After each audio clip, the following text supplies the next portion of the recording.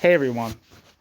This piece is titled From, quote, Jewish Capital to the, quote, Jewish-Fascist Legion in Jerusalem, end quote. The development of anti-Zionism in the German Communist Party, KPD, in the Weimar Republic, 1925 to 1933.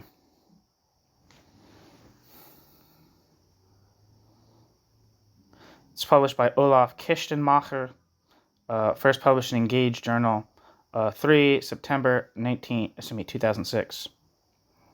Traditionally, anti-Zionism on the radical left has been perceived as a reaction to the Six-Day War in 1967, and more generally it has been seen as a post-Shoah phenomenon. Historians and activists who are concerned about left anti-Semitism and who search for its roots have drawn the following picture. The Six-Day War had revived older anti-Jewish stereotypes that had been repressed after the Shoah. Socialists and communists uttered anti-Semitic statements before 1933. Although, quote, race hatred, national incitement, anti-Semitism, end quote, was officially prohibited, as the Second Congress of the Third International had made clear again in summer 1920. The Shoah, however, made it necessary to enforce this prohibition without exception, and because the earlier form of anti-Semitism was repressed, it surfaced as anti-Zionism. 2. In the socialist states, this occurred as early as the years following World War II, when thousands of Jews or people of Jewish descent were persecuted as, quote, Zionists, end quote, spies, quote, traitors of their countries, and, quote, enemies of socialism, end quote. According to this approach, anti-Zionism after 1945 reappeared in the form of what the Frankfurt School called, quote, secondary anti-Semitism.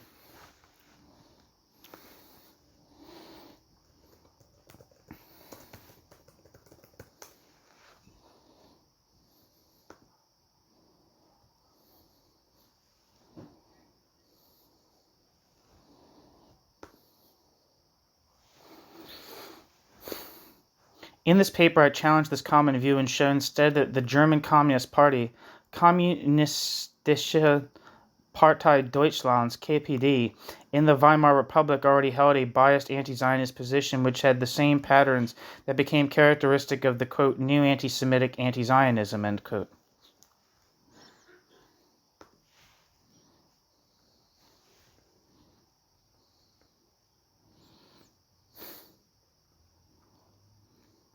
Sorry, I thought these ones were like a list, but it's references.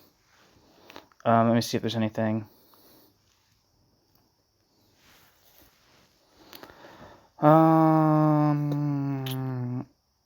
Footnote 4 says, for the history of the concept, quote, secondary anti-Semitism, end quote, see also Adorno in 1964. The Frankfurt School founded the concept to distinguish between anti-Semitism before 1933 and anti-Semitism after the Shoah. The post-Shoah anti-Semitism differed from the older forms because the old stereotypes, quote, Jews, end quote, are rich, powerful, and rule the world in a hidden conspiracy, are transformed and connected with a denial or a, quote, explanation, end quote, of the Shoah. A typical secondary anti-Semitism argument is that the, quote, Jews, end quote, provoked the Shoah because the Shoah became an important reason after 1945 to found the State of Israel. And the other footnote says, according to Robert Wistrich, quote, it is precisely the equation of Zionism with Nazism, end quote, which is the, quote, most characteristic mode of the new anti-Semitic anti-Zionism in the early 1980s.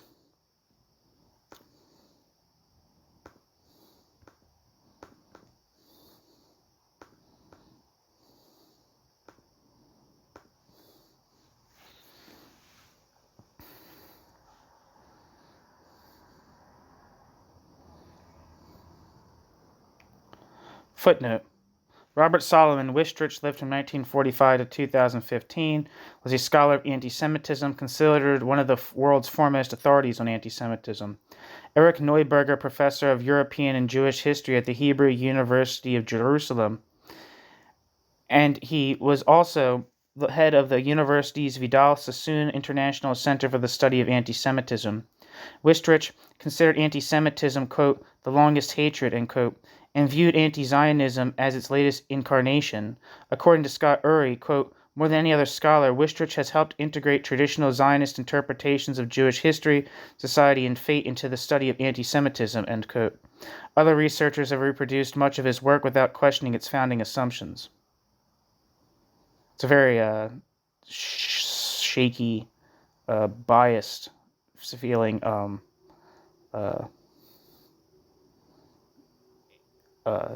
discourse. I mean, fucking Wikipedia entry.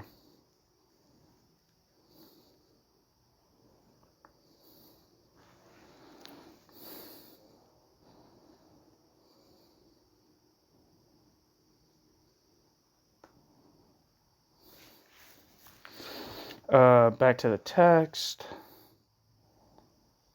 Where am I?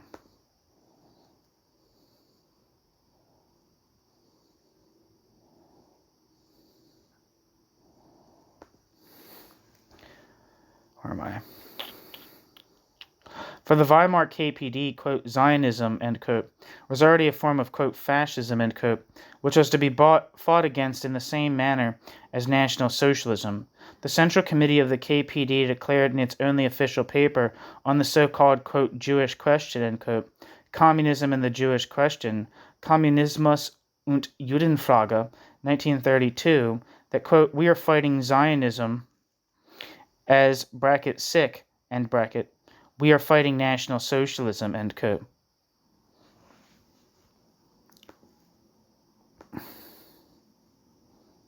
Footnote. Central Committee of the KPD, 1932. First, I will argue that the anti-Zionism of the 1920s was based upon the concepts of the nation and nationalism, and second, on the stereotypes of, quote, Jews, end quote, that exist in the communist movement in the Weimar Republic.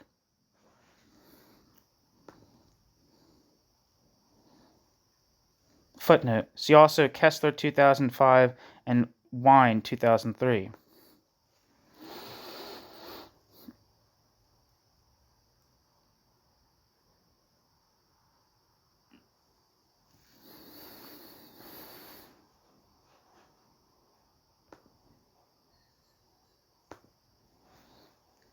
Given a new understanding of the roots of anti-Zionism, the appearance of anti-Zionism in the 20th century requires a reevaluation.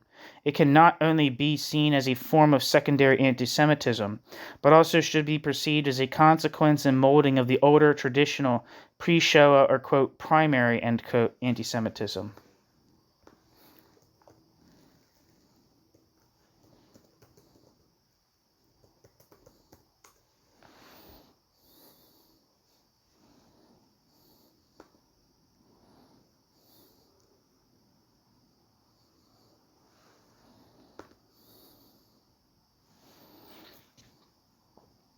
In the Stalinist trials of the 1940s and 1950s, the police, secret service, and district attorneys in the socialist states used the term, quote, Zionist, end quote, to designate people accused of working for a, quote, imperialist conspiracy, end quote, against state socialism and of working for, quote, U.S. imperialism, end quote. To be a, quote, Zionist, end quote, did not mean that these people wanted to move to Israel, as the historian Thomas Howry argued in his study about the trial against Paul Merker and his so-called, quote, Zionist conspiracy circle, end quote, in the early German Democratic Republic, quote, the term, quote, Zionism, end quote, now worked rather as the central metaphor in the Marxist-Leninist worldview and was connected with the claim of a world conspiracy of a-national Wall Street capitalists with the antagonism of, quote, producing people, end quote, versus, quote, finance hyenas and parasites, end quote, and with the threat of putrefying sabotage, bracket, ser et Arbeit, by hidden interstate friends, end quote.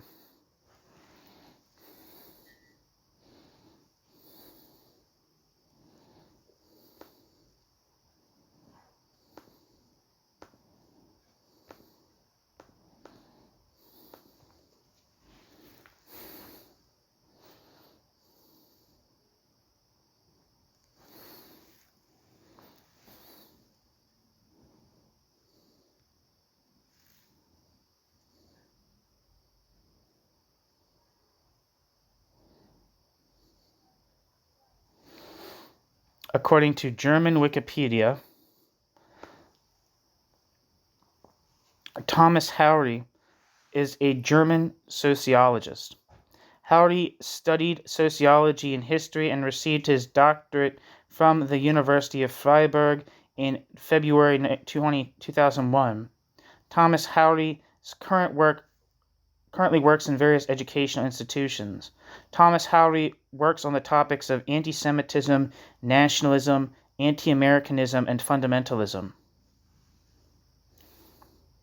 His works include, with Leon Polyakov, From Anti-Zionism to Anti-Semitism, with a foreword by Detlef Clausen, and an article by Thomas Haury, originally titled De l'Antisionisme à l'Antisémitisme, translated by Franziska Sick, Freiburg in Breisgau, 1992.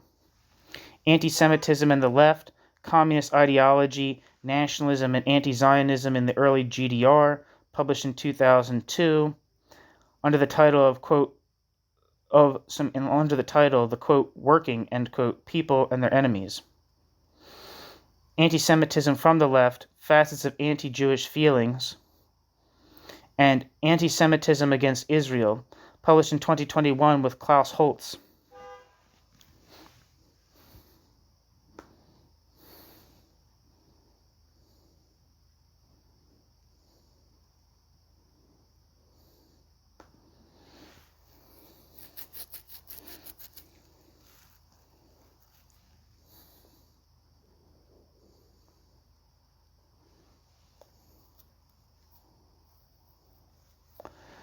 He has a piece with the Rosa Luxemburg Stiftung.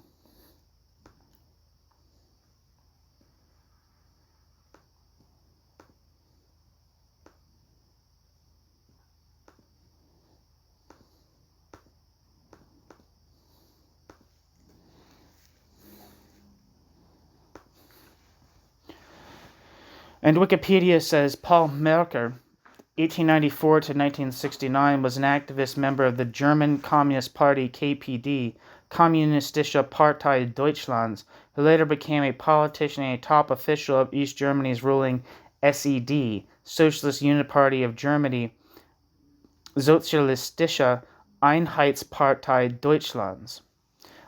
Paul Merker featured for several years in the show trial culture of the time, placed under a lengthy investigation process that formally began in 1950 and jailed for 8 years as a spy in 1955. Released less than a year later, he appeared as a reluctant witness against his friend Walter Janka at another show trial in 1957.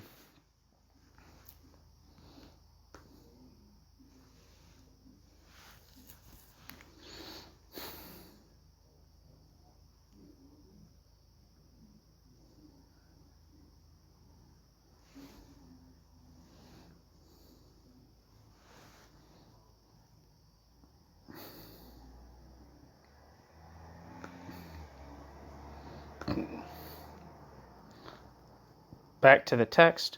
Most of the so-designated, quote, Zionist, end quote, were of Jewish descent, and therefore the term, quote, Zionist, end quote, was used to refer to Jewish people without using the term, quote, Jews, end quote.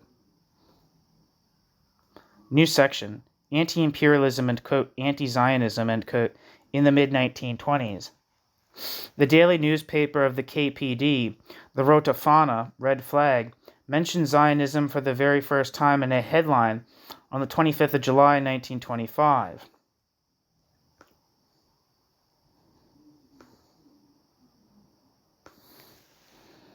Well, there's a footnote that I missed. Anti-Zionism of socialists and communists before 1948 has hardly been approached yet.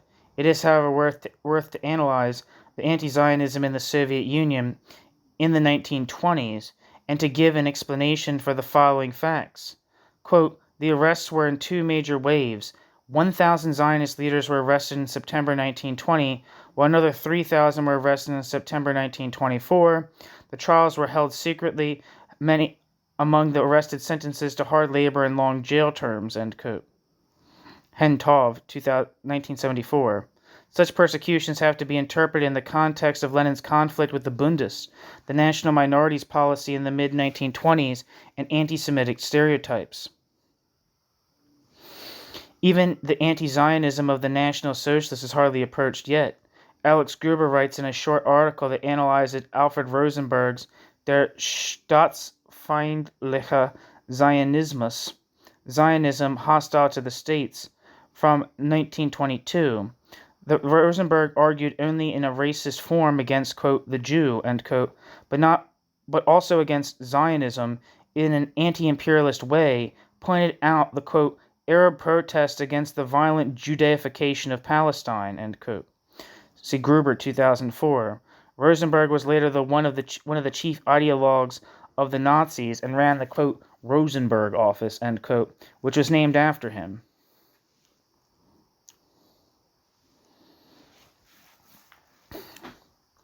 Next footnote.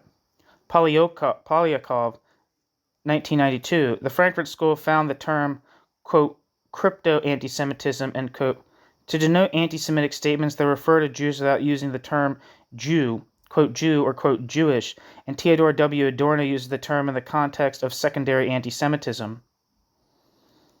Footnote 11. The Rote Fahne mentioned the existence of a Zionist movement 2 times before 1925. In 1921, Moses Hess was designated as a, quote, pioneer, Vorkämpfer, of socialism and Zionism in a review titled The Rabbi of Communists, Der Kommunisten Rabbi, published on the 9th of August, 1921. A year later, the Rote Fahne reported about, quote, a Jewish university in Jerusalem, end quote. On the 3rd of June, 1922, Rote Fahne. See also Kremer, 2003. This little report is remarkable because at this time the Rote Fahne did not consist of more than 2 pages. That it was published without any explanation could be an indication that some members of the editor team were interested in so-called, quote, cultural Zionism, end quote. See Kloka, 1990.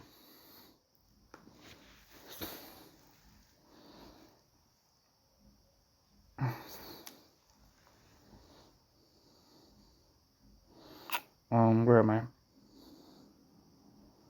The daily newspaper of the KPD, the Rote Fahne Red Flag, mentioned Zionism for the very first time in a headline on the 25th of July, 1925.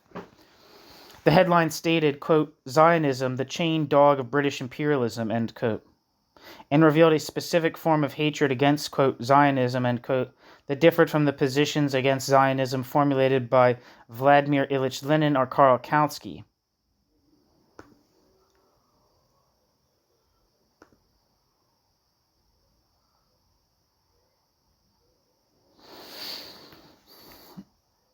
In 1916, Kautsky wrote Are Jews a Race?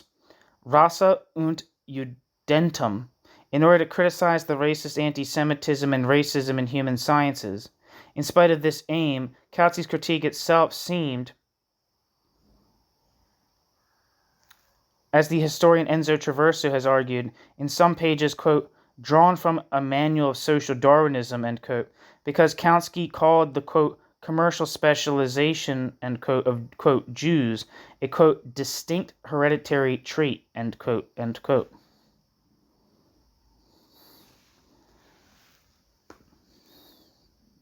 Footnote. Kautsky wrote in Are the Jews a Race?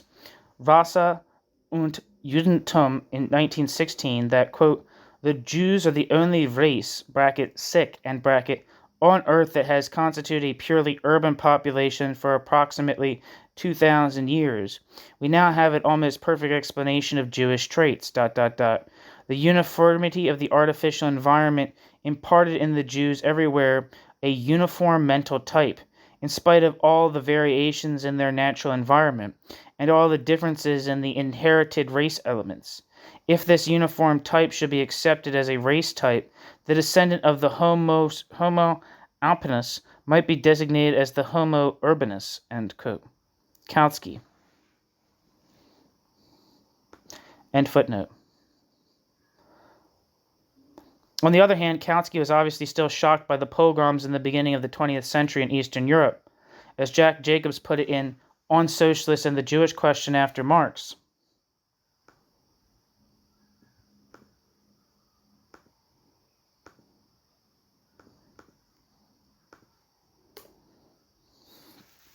A second.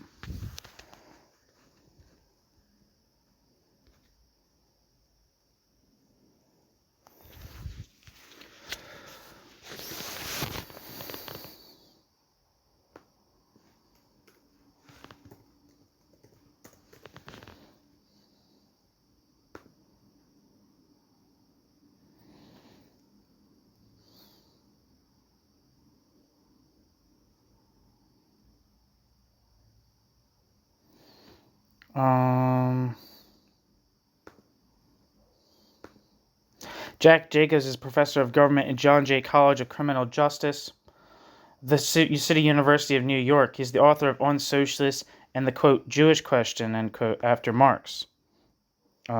Jack Jacobs is an extremely important scholar on the relation between the left and Judaism and anti-Semitism.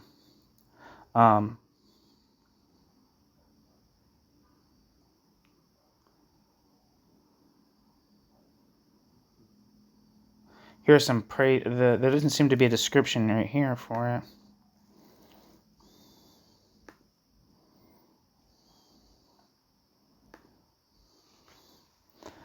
It just has praise on it, but I'll read it. An enlightening and complex reconstruction of the dialogue between leading socialist theoreticians and Jewish intellectuals from the 1880s until World War II. Impressive not only for its meticulous and extensive research in archives throughout the U.S. and Europe, but also for its lucid style.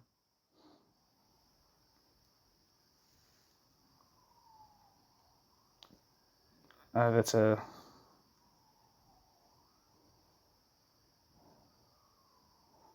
from Choice. Jack Jacobs, well versed in the history both of the general socialist movement and of Jewish socialism and Bundism in particular, brings out all the nuances and complexities of the relationship by focusing in detail on the attitudes toward Jews of three personalities: Karl Kautsky, Edward Bernstein, and Rosa Luxemburg. Jewish socialist. Mastering a vast array of primary and secondary sources in more than 5 languages, Dr. Jacobs' meticulous research is an impressive piece of scholarship which enhances our understanding of an often troubled yet important symbiotic relationship.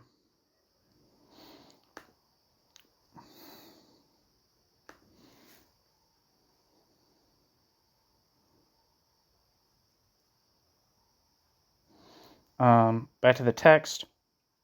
As Jacobs puts it in On Socialists and the, quote, Jewish Question, after Marx, Kautsky remained, quote, an opponent of the Zionist movement, but he was an opponent who had sympathetic to Jewry's plight, end quote.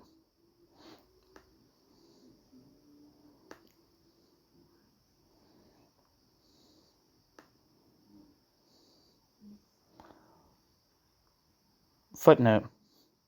Quote, Bernstein's comments, Kautsky claimed, can be so, quote, construed as to imply that I denied Zionism any justification. This is in no way correct, ... end quote, Jacobs. Kautsky, Jacobs. Where was I looking for?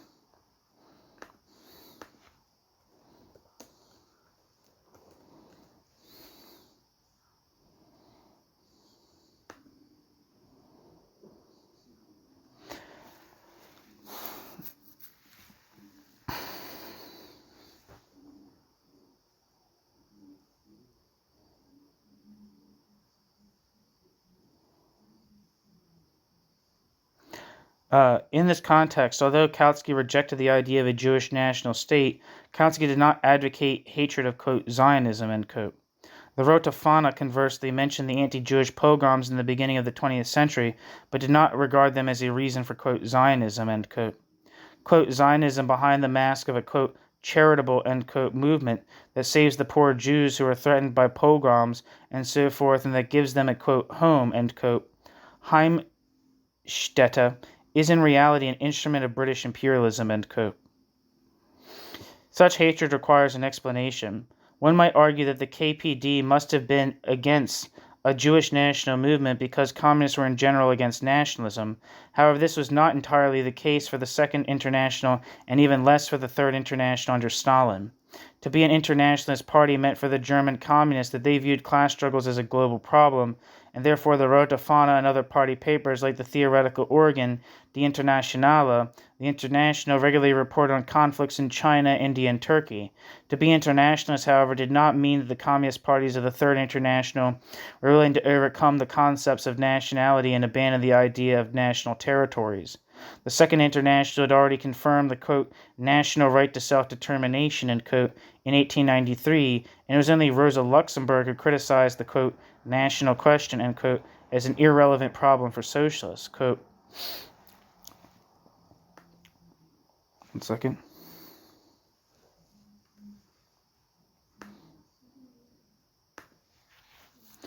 When we speak of the, quote, right of nations to self-determination, end quote, we are using the concept of the, quote, nation, end quote, as a homogeneous social and political entity, but actually such a concept of the, quote, nation, end quote, is one of those categories of bourgeois ideology which Marxist theory submitted to a radical revision, showing how that misty veil, like the concepts of the, quote, freedom of citizens, end quote, equality before the law, end quote, etc., conceals in every case a definite historical content, ...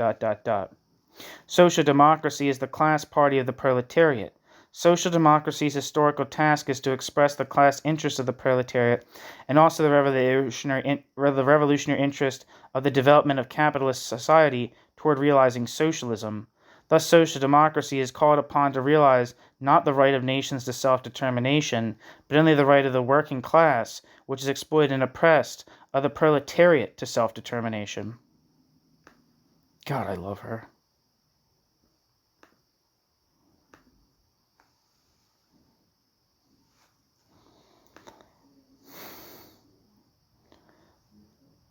Footnote, Luxembourg, 1908.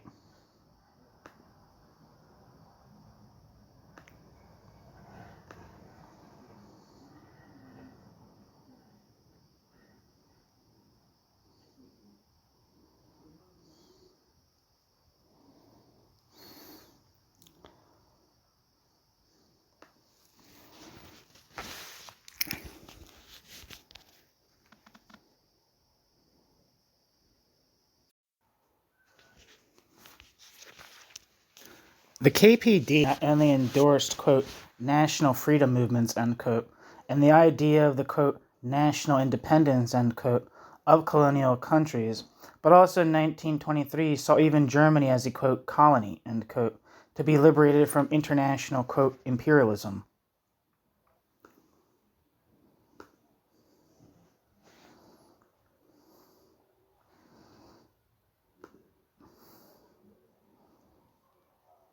Footnote, see the article, Germany, the newest colony of England, originally in German, Deutschland, England, Neu Erste Kolonie, in Rota Fana, 28th of November 1921, and also the article, The Colony of Poincaré and Stinnes, Die Kolonie Poincaré und Stinnes, Rota Fana, 34, 9th of April 2024. See Carr, 1969.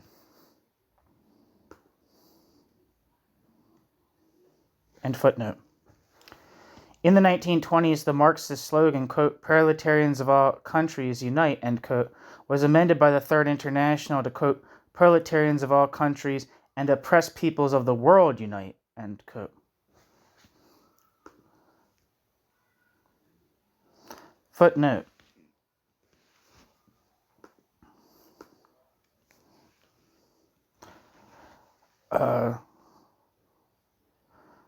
See the article, Proletarier aller Länder und unterdrückte Völker der Welt, vereinigt euch, by Vanji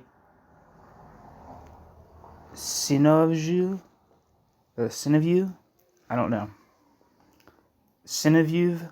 I have no idea how to say that name. End footnote. According to the KPD, the colonized people did not only struggle in equal measure as the workers in Germany, but did also, according to the reports in the Rota Fana, colonized people and the working class suffered the same fate, ... Let me step back for a moment. It cannot be assumed that the German communists should have necessarily hated Zionism. On the contrary, it would have been reasonable for communists to be more discriminating about Zionism, not only in as far as Zionism was a reaction to the increasing threat of anti-Semitism, but also in as much as World War I had completely destroyed the hope that nationalism, national chauvinism, and racism would be overcome soon.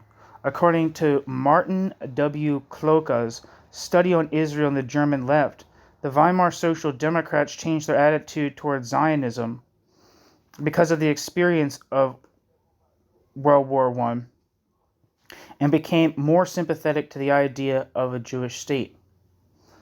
The KPD's official answer to what it called the, quote, Jewish question, end quote, was that the Jews had to assimilate to the German community. The Central Committee wrote, quote, the KPD confirmed any assimilation, quote, the KPD confirmed any assimilation, ... end quote.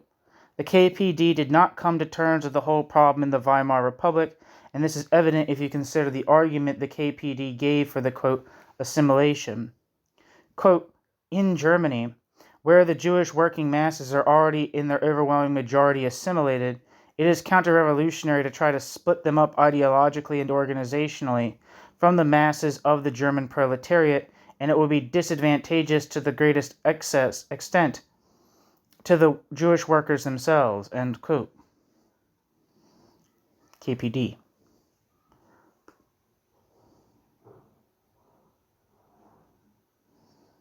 I want to look up this person, Martin W. Kloka.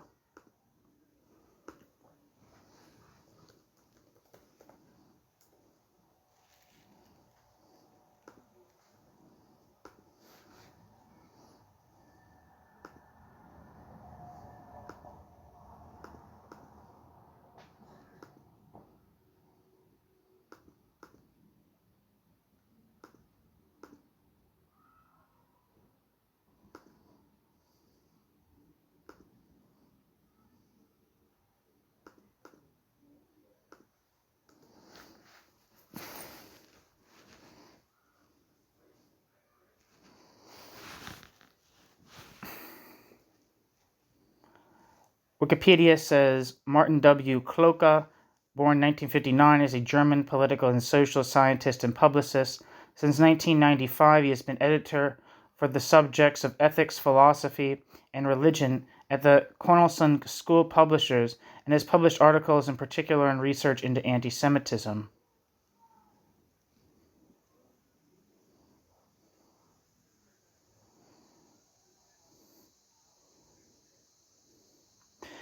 It says that Kloka studied Protestant theology, political science, and education at the Justus Liebig University in Gießen, and received his doctorate in 1989 from the Department of Social Sciences on the subject of Israel and the German left, on the history of a difficult relationship.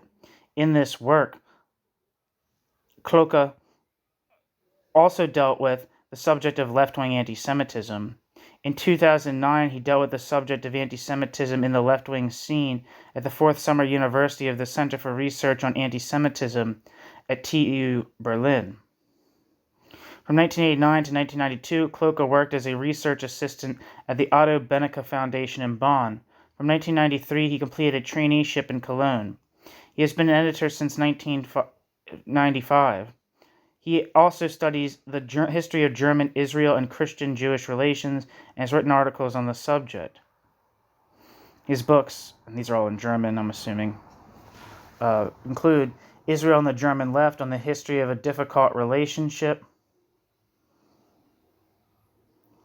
published in 1990, The Israeli-Palestinian Peace Process, Factual Information, Planning Suggestions, Practical Experiences, Teaching Materials, published in 1995, with Andreas Finke, Ursula Wilke et al., I Am Asked, Ethics 7-8, People and Knowledge, Mobilization in the Millennium Fever, Weekly News, published in 2000, 40 Years of German-Israel Relations, published in 2005, with Uwe Anderson, Jürgen Fallenbach et al., Development and Developmental Policy, published 2005.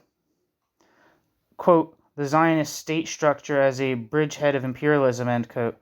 40 years ago, the new German left became anti-Israel, published in Merker, issue 698, June 2007, and The Development of Zionism Up to the Founding of the State of Israel, published in 2010.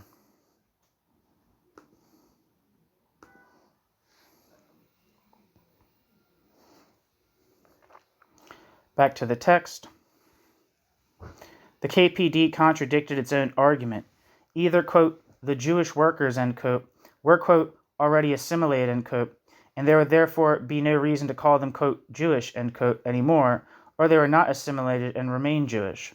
This is more than a theoretical problem in the Soviet Union, where to be a Jew was a national identity. On Soviet passports, Jewish people were listed in the column for nationality as, quote, Jews, end quote. The German communists had two options. They could either see Jews as a national minority with the rights of a national minority, or they could oppose to the policy of the Soviet Union and perceive Jews as just a religion. The KPD decided in favor for the second solution. But the party did not stop speaking of Jews in terms of a group of strangers, or a nation of its own, or of a specific social group. There would have been another important reason to sympathize more with the Zionist movement, especially for communists. Not only was the socialist form of life on the kibbutzim potentially fascinating for communists, it was the Jews in Palestine who founded a communist party, and not the Arabs, who were living under the British mandate. It was the Jews in Palestine who founded a communist party, and not the Arabs who were living under the British mandate. The Rota Fana hardly mentioned the Communist Party of Palestine. More generally, according to Tom Segev's One Palestine Complete, Jews and Arabs under the British Mandate, the Jewish labor movement took, quote, control of Jewish public life and monopolized the formulation of its values and symbols, end quote, in the British Mandate of Palestine. In British Mandate Palestine.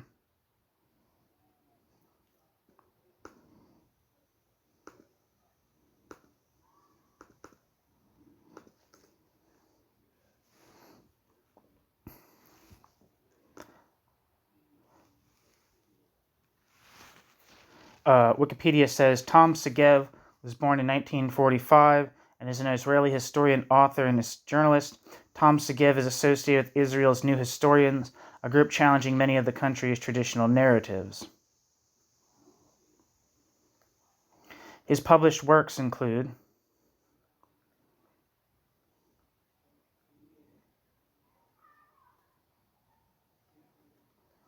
Actually, I'm going to read about his journalism career.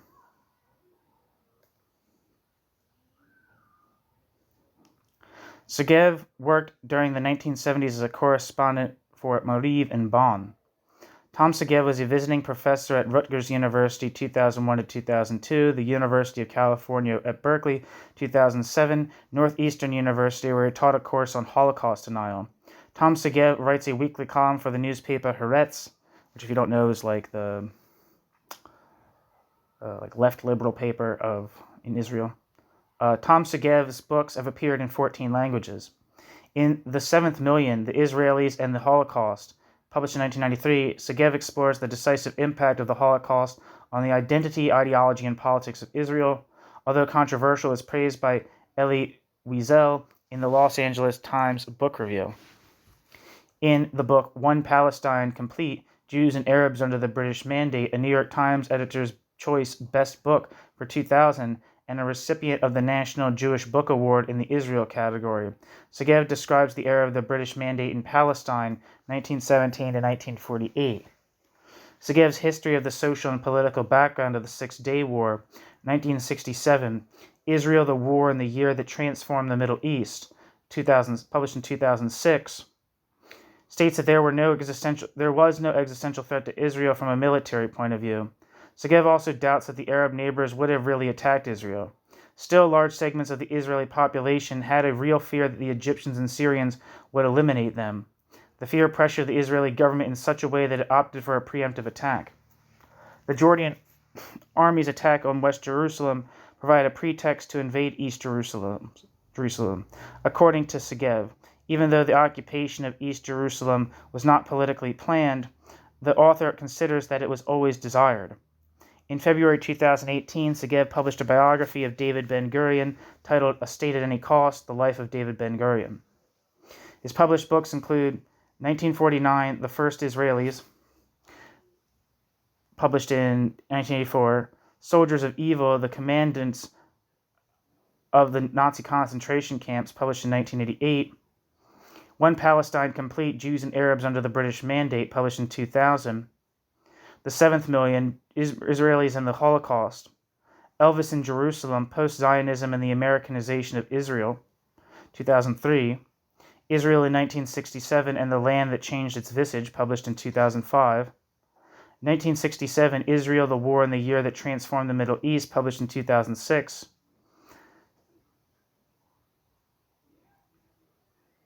Simon Wiesenthal, The Life and Legends, 2010, and A State at Any Cost, The Life of David Ben-Gurion, published in 2019.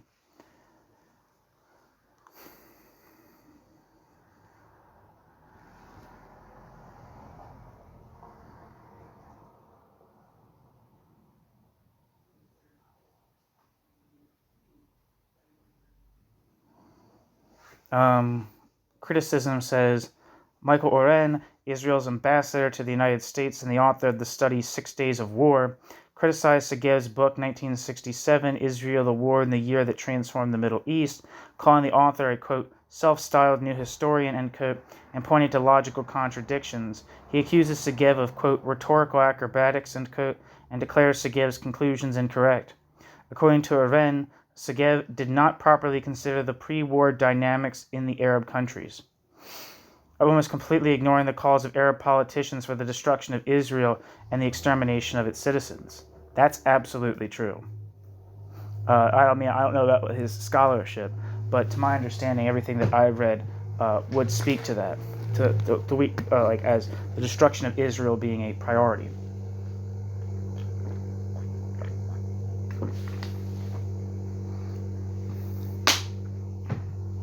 The reviewer also points out that Segev, in an effort to distort the balance of power, did not highlight either the assistance to the Arab states from the USSR or the sudden support provided to them by France, quote, twisted his text to meet a revisionist agenda, end quote, which, quote, undermines his attempt to reach a deeper understanding of the war, end quote. Such an understanding, according to Oren, quote, is vital if Arabs and Israelis are to avoid similar clashes in the future and peacefully coexist, end quote.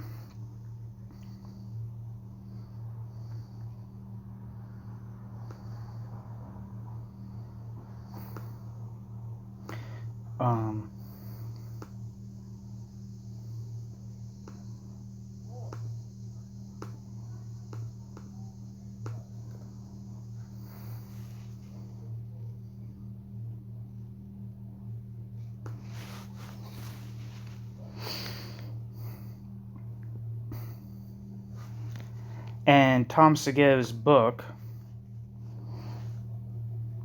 One Palestine Complete, Jews and Arabs Under the British Mandate, One Palestine Complete explores the tumultuous period before the creation of the State of Israel, and this was the time of the British Mandate, when Britons promised to both Jews and Arabs that they would inherit the land, set in motion the conflict that haunts the region to this day. Drawing on untapped archival materials, Tom Segev reconstructs an era, 1917 to 1948, of limitless possibilities and tragic missteps. Segev introduces an array of unforgettable characters, tracks the steady advance of Jews and Arabs toward confrontation, and puts forth a radical new argument that the British, far from being pro-Arab, consistently favored the Zionist position out of the mistaken and anti-Semitic belief that Jews turned the wheels of history. Rich in historical details, sensitive to all perspectives, One Palestine Complete brilliantly depicts the decline of an empire, the birth of one nation, and the tragedy of another.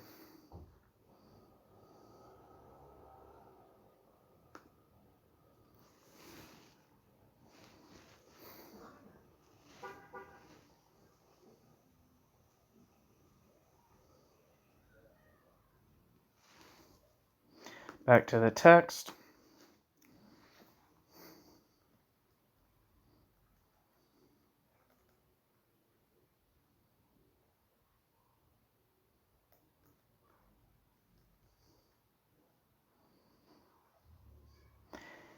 Even if the Jewish labor movement saw itself as more connected to the European social democratic parties, this was not a reason for the KPD to criticize it. Footnote. Compare Segev, quote, "It was precisely the strong socialist character that the Zionist settlement in Palestine assumed during during this period, closely identified with the Western social democratic labor movement that was the deadly enemy of the Comintern throughout the world. ... Out of the foregoing considerations, the Comintern launched its extensive propaganda campaign against Zionism under the following banner, quote, fight against imperialism and against the Zionist and social democratic agents of imperialism, end quote."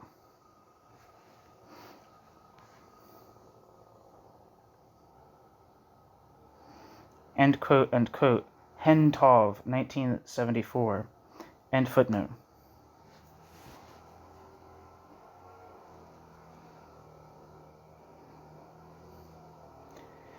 Instead, the KPD failed to mention the socialist attitude of important parts of the Zionist movement and did not differentiate much between streams in Zionism.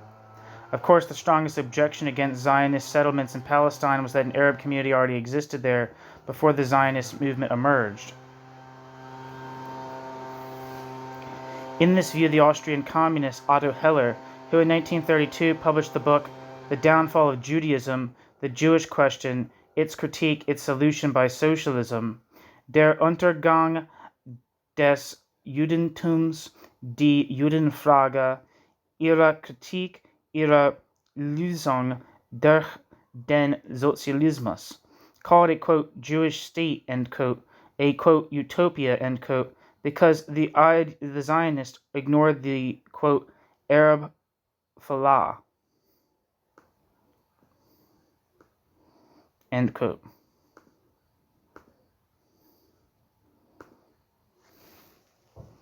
Footnote, Heller, 1932. Otto Heller's fate is typical for communists of Jewish descent.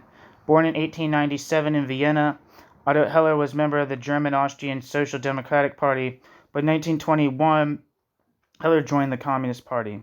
Since 1926, Heller worked as a journalist in Berlin.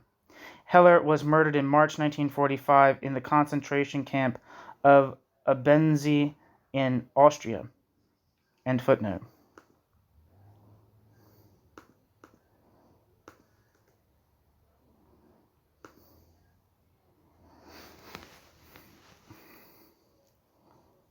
Wikipedia says a falah is a peasant, usually a farmer or agricultural laborer in the Middle East and North Africa. The word derives from the Arabic word for, quote, plowman or, quote, tiller. Due to a continuity in beliefs and lifestyles with that of the ancient Egyptians, the Falahin of Egypt have been described by some as the, quote, true Egyptians, end quote. A falah could be seen wearing a simple Egyptian cotton robe called galabia or gelabia. The word galabie, I don't know how to say this, Galabeh, originated around 1715 to 1725 and derived from the Egyptian slang word galabiyah. Galabiyah. I think that's how you say that. Okay, that's falah. What else do I want to look up?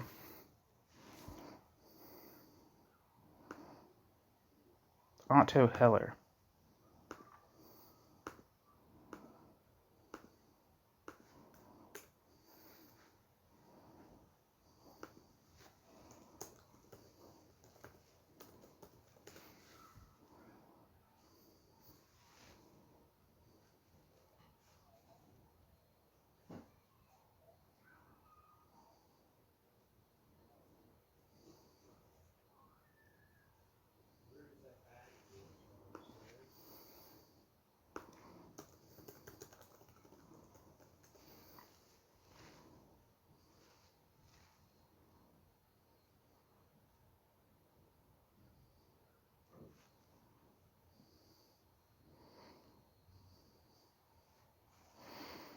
Trying to find this.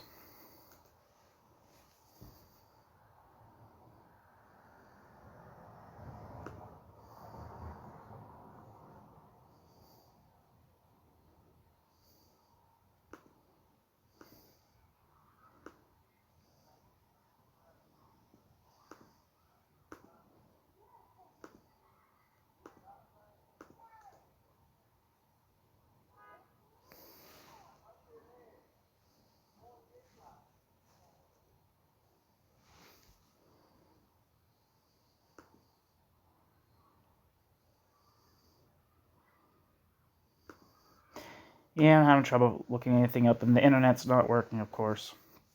The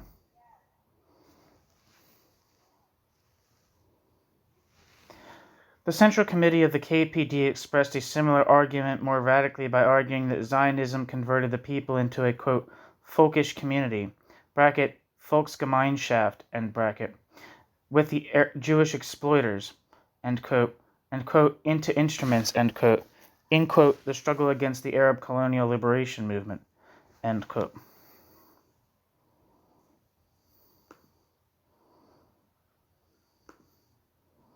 It is disconcerting that the KPD's Central Committee could only imagine a state in Palestine being either Jewish or Arab. Why could Arabs and Jews not live together? The German communists could have argued that Jews and Arabs could live together in Palestine as they did in the centuries before. They could also have considered that the European Jewish settlers would import technical knowledge and economic power to the Middle East. This could have been an important point for Jewish settlement, especially in the eyes of communists. Even Arab politicians shared this perspective in the 1920s.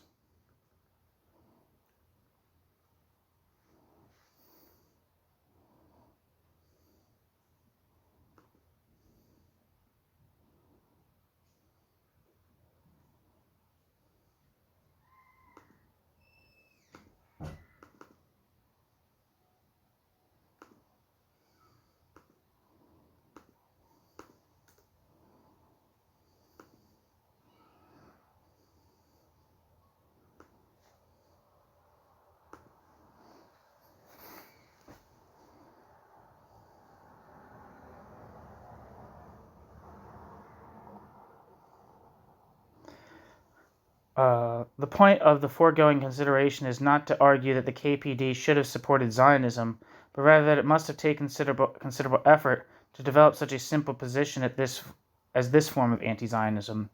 I want to stress that the KPD had to ignore many aspects of the early conflicts in the Middle East in order to maintain a biased/hateful anti-Zionism. In fact, there were deeper reasons for this anti-Zionism. The first reason was that the communists did not criticize the idea that nations were given as quasi-natural entities in the specific territories, and that specific territories, quote, belonged, end quote, to them. Indeed, this concept of nations formed the basis for the anti-imperialism of the German Communist Party.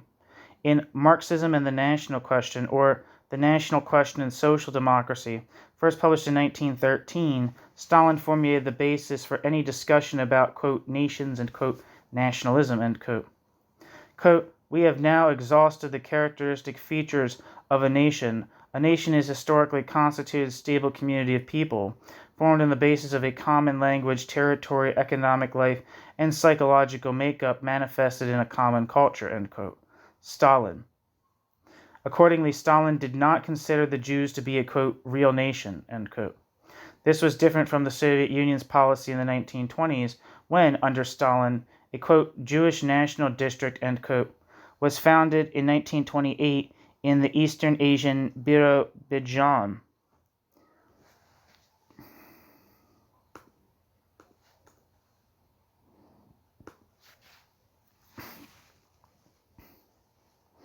Footnote. Heller 1933 and Weinberg 1998. The Birobidzhan project ended violently in 1937/38 when most of the Jews in Birobidzhan were deported and murdered in the so-called Great Purge. Arno Lustiger argued in Ratbuch, Stalin und die Juden that although Jews were happily settling in Birobidzhan, the project was from the beginning meant as a strategy against Jewish nationalism.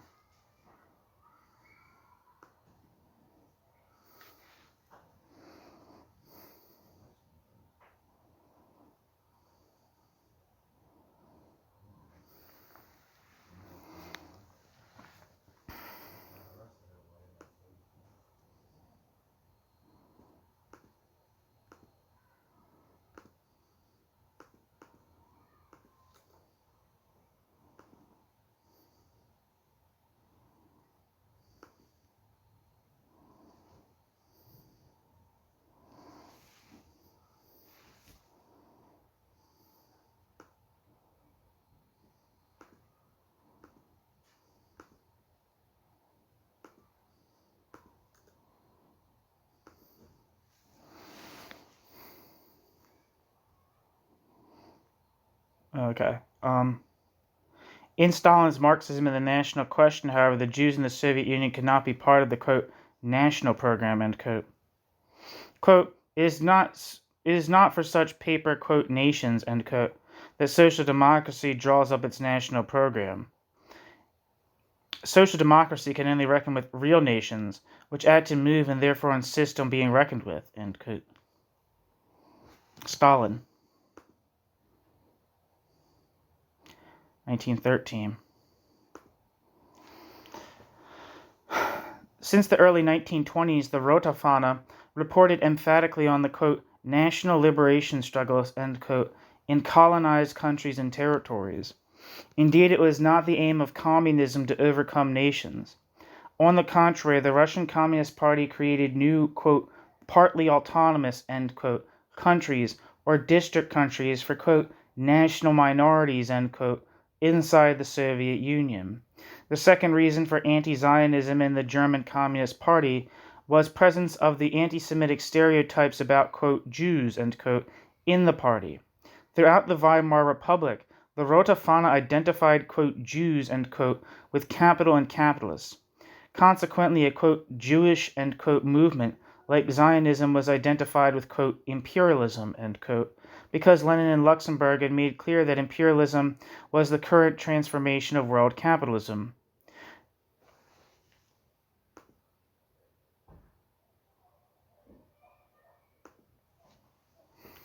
For communists, the crucial question was how the political and socioeconomic character of a national movement or a national entity was to be evaluated. Of course, the communist parties were fighting against, quote, war and imperialism, end quote. This, however, did not mean that the KPD rejected wars or military activities in general. Rather, the German Communist Party objected to wars waged by capitalist and, quote, imperialist, end quote, countries.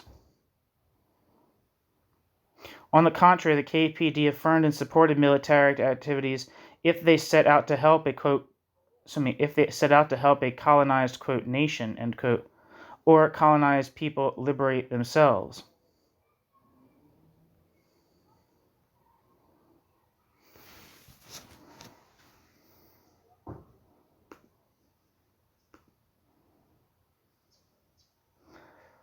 One moment, please.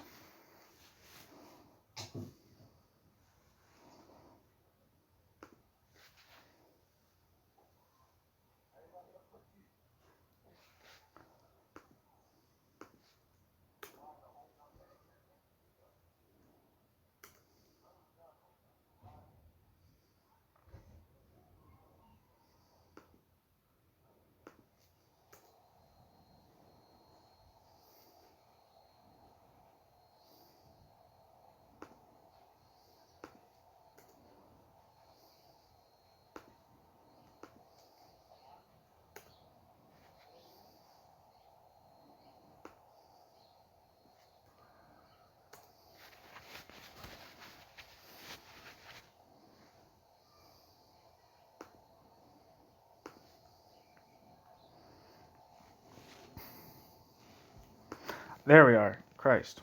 All right. Marxism and the National Question by Stalin. I just want to look this up on Wikipedia real quick. Marxism and the National Question is a short work of Marxist theory written by Joseph Stalin in January 1913 while living in Vienna. First published as a pamphlet and frequently reprinted, the essay by the ethnic Georgian Stalin was regarded as a seminal contribution to Marxist analysis of the nature of nationality and helped to establish his reputation as an expert on the topic. Stalin would later become the first People's Commissar of Nationalities, following the victory of the Bolshevik Party in the October Revolution of 1917. Although it did not appear in the various English-language editions of Stalin's selected works, which began to appear in 1928, Marxism and the National Question was widely republished from 1935 as part of the topical collection Marxism and the National and Colonial Question.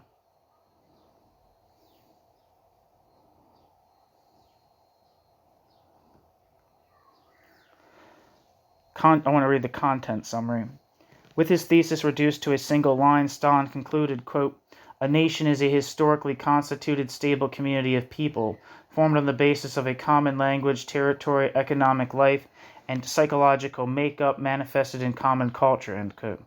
In defining a nation in this manner, Stalin took on the ideas of Otto Bauer, for whom a nation was primarily a manifestation of character and culture. Lenin had opposed the ideas of Bauer and Karl Renner and preferred the theories of Karl Kautsky, which conceived of a nation as territorial. Thus defined, Stalin took aim at the notion of, quote, national cultural autonomy, end quote, charging that the formulation was but a cloaked form of nationalism in socialist garb.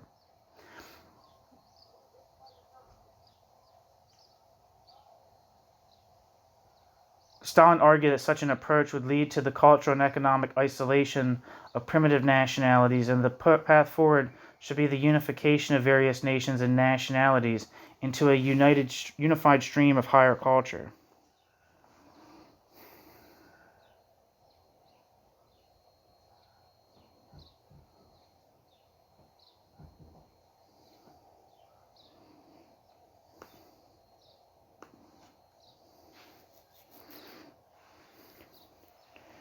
Birobidzhan is a town and the administrative center of the Jewish Autonomous Oblast, Russia, located on the Trans-Siberian Railway near the China-Russia border. As of 2010 census, its population is 75,413 and its official language is Yiddish. Birobidzhan is named after the two largest rivers in the autonomous oblast, the Bira and Bidzhan. The Bira, which lies to the east of the Bidzhan Valley, flows through the town. Both rivers are tributaries of the Amur.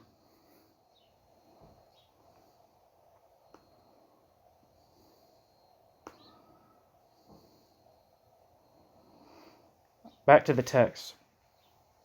A month after calling, quote, Zionism the, quote, chain dog of imperialism, end quote, the Rote Fahne expressed a communist solidarity with anti-colonial liberation struggle, end quote, with a headline on the front page, quote, Red Front Against Imperialism, end quote.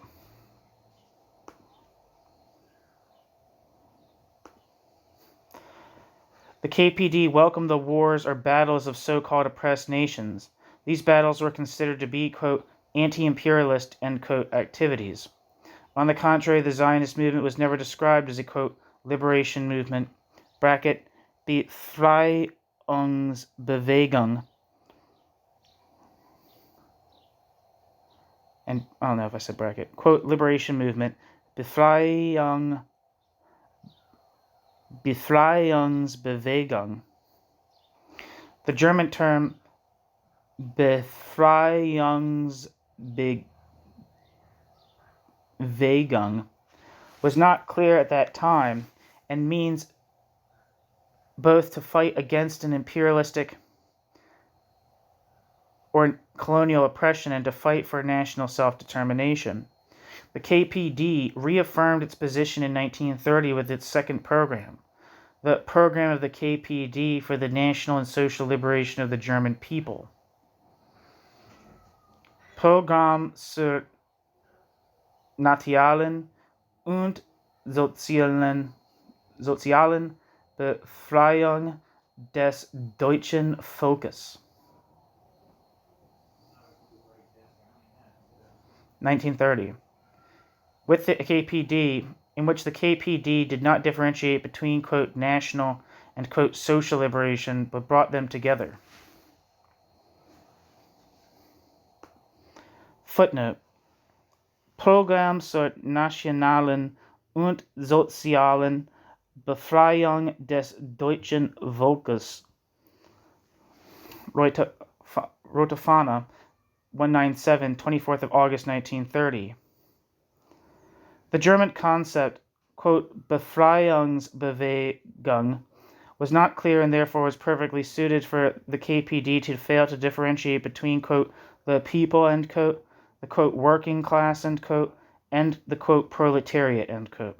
If German communists spoke about, quote, liberation, bracket, Befreiung, end bracket, end quote, it was not clear if they meant the struggle against imperialistic or colonial oppression or a struggle for national determination.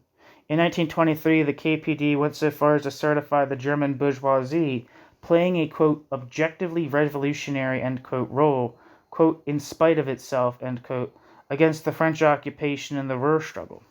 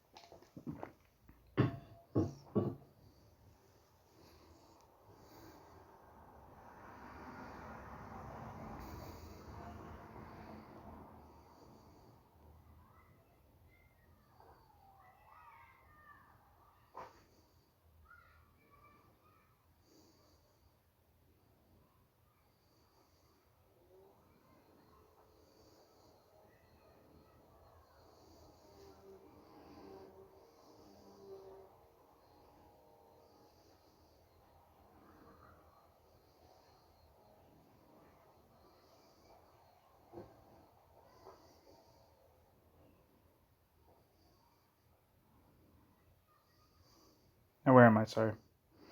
As mentioned above, the KPD called Zionism, quote, imperialistic, end quote, from the very first article in the Rote Fahne on the subject. This meant that Zionism was also considered as, quote, capitalist and globally powerful. Consequently, the KPD not only criticized and rejected the program of the Zionist movement, but also denied Jews any right to exist as a nation. According to the Rote Fahne, quote, Jews were, quote, air people at the border zone of the social organism, end quote, unable to build their own national economy and thus their own national community. Quote, Zionism developed as an ideology of the desperate petty bourgeoisie, as air people, bracket, Luftmenschen, end bracket, as the border area of the social organism. They did not come to the socialist movement to which the Jewish workers were connected, but were looking for preservation from economic and political persecution in a utopia, the Palestinian Jewish state, end quote.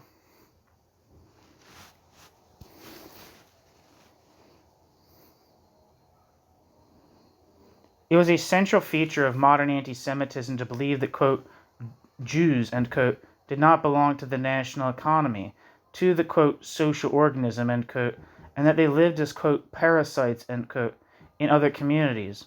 In addition, it is noteworthy that the KPD reproduced this position without using the folkish vocabulary. However, the KPD made one important exception.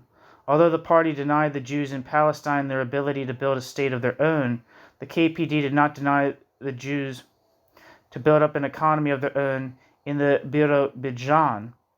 By this, according to the Soviet policy, the Jews in Birobidzhan would become, quote, real workers, end quote, and, quote, peasants, and therefore, quote, real human beings, end quote. What did... Footnote. I know footnote.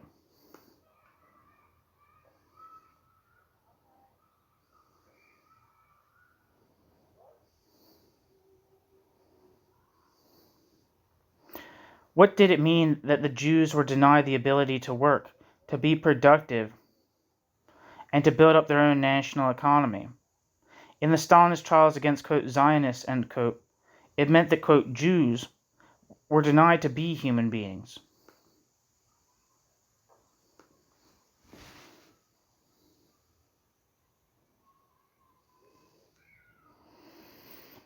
It is noteworthy that already in the 1920s, the Rote Fahne often did not speak of Zionism as a political movement formed by human beings, but rather in terms of power, forces, or elements.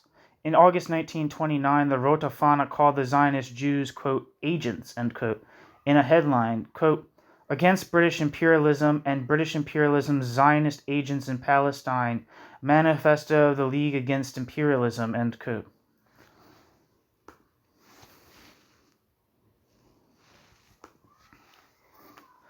A few days earlier, the Rote Fahne referred to the Zionists as an anonymous form of, quote, terror, end quote. In a bold type subtitle, it said that an anonymous, quote, Jewish-Fascist terror, end quote, was fighting against the, quote, Arab workers, end quote. Quote, demonstration of Arab workers against the Jewish-Fascist terror in favor of the right to found trade unions and the 8-hour workday, end quote.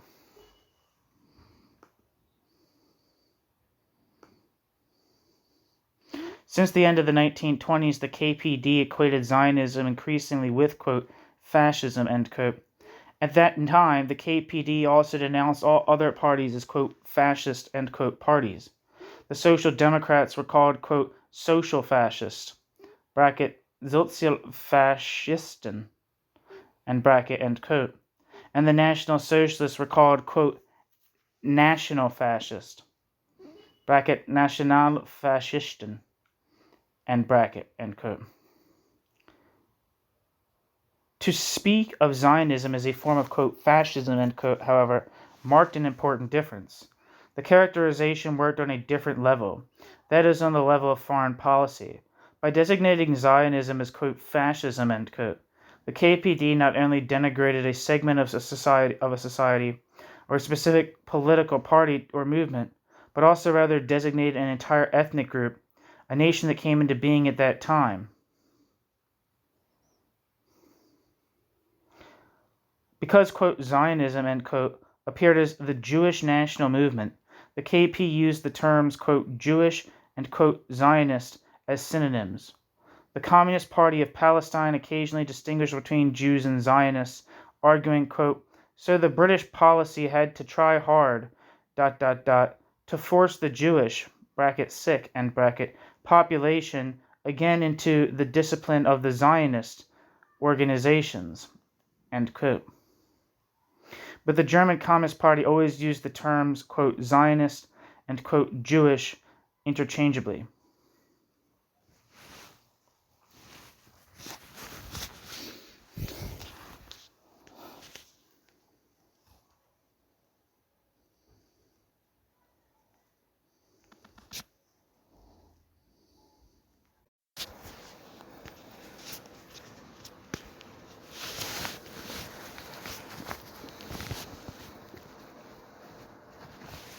Hey everybody.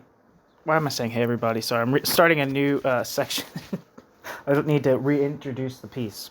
But this is a new section of the piece titled the, quote, anti-colonial liberation movement of the Arabs, end quote, against the, quote, agents of imperialism, end quote, in Palestine.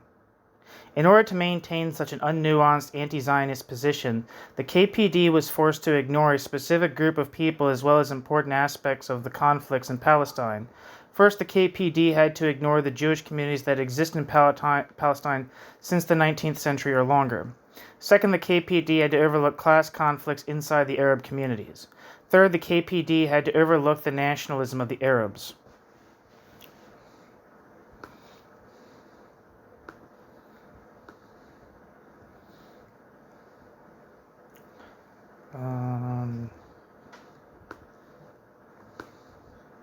One second.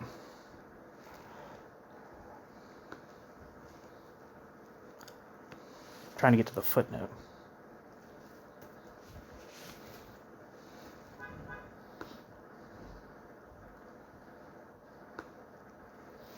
Footnote. To add a fourth point, the Arabs did not only attack Jews, but Jewish communists. In 1923, the excuse me, let me zoom up here. I don't know what that word says. The Procure reported that the, quote, native population, end quote, attacked a demonstration of Jewish communists.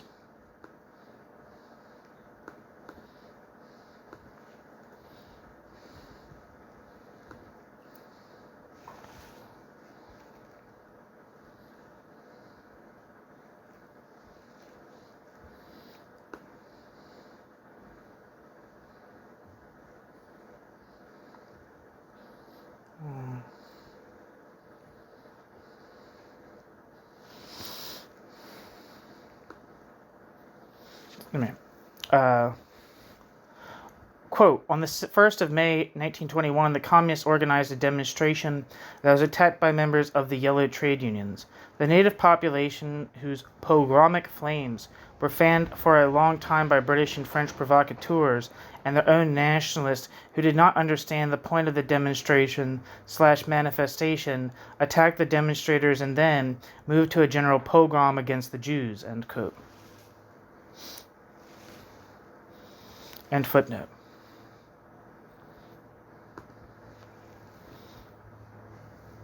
In 1927, the Rotafana wrote under the headline, quote, "The anti-colonial liberation, not a nationalistic, but a social demand," end quote. Quote, ... "For the weak and only poorly organized peoples, the stranger is only the exploiter, exclamation point, ...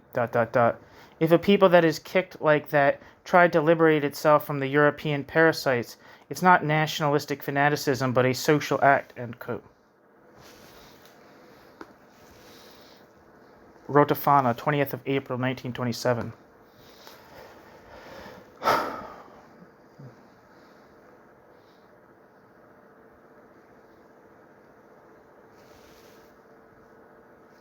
One might expect the KPD to have criticized the nationalization of the conflict. Instead of fanning the nationalist flames, the KPD could have argued in favor of Jews and Arabs living together in Palestine. The KPD, however, pressed the conflict in Palestine into the scheme of, quote, class struggle, end quote, attributing the two ethnic groups each a specific role in this, quote, class struggle, end quote.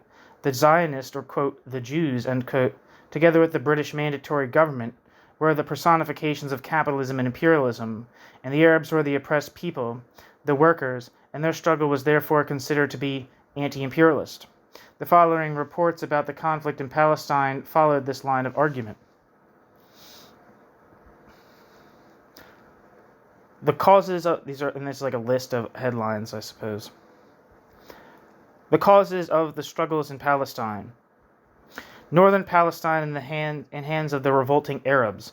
New bloody struggles in Jerusalem, Jaffa, Haifa, and at the borderline of Transjordan. Manifestations of fraternization with the rebels in Syria and Egypt. McDonald's massacre in Palestine. Martial law in Haifa. Ships bombing against rebels. Labour government promises to support the Zionists to oppress the Arabs.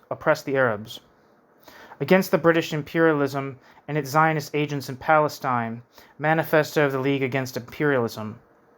The Arabs are on the advance. Arab forces from Syria cross the border. Palestine demonstration in Baghdad.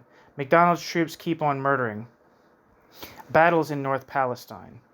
In solidarity with the Arab rebellion, manifestation of the Anti-Imperialist League. The Liberation Struggle of Palestine by Albert Norden.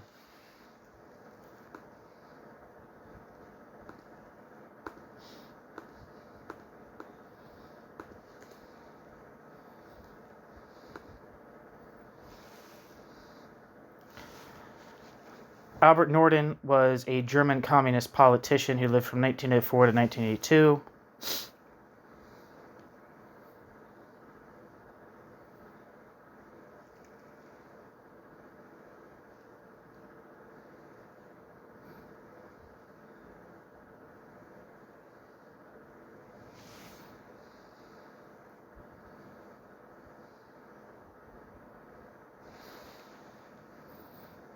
Yeah.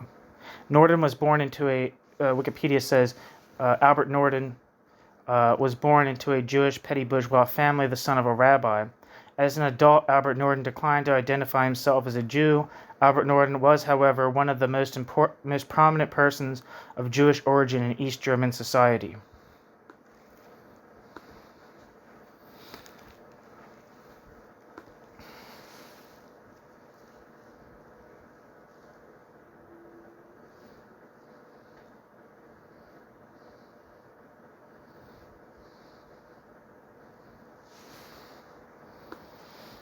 Back to the text, the, quote, Jews were not only identified with, quote, imperialism and seen merely as interlopers, but rather they were seen as parasites, quote, air people, end quote, who were just exploiting the Middle East. As the older Jewish communities in Hebron and Safed did not conform to this picture, they too had to be ignored. Moreover, the KPD had to ignore the conflicts inside the Arab communities between the Fellah and the Effendis.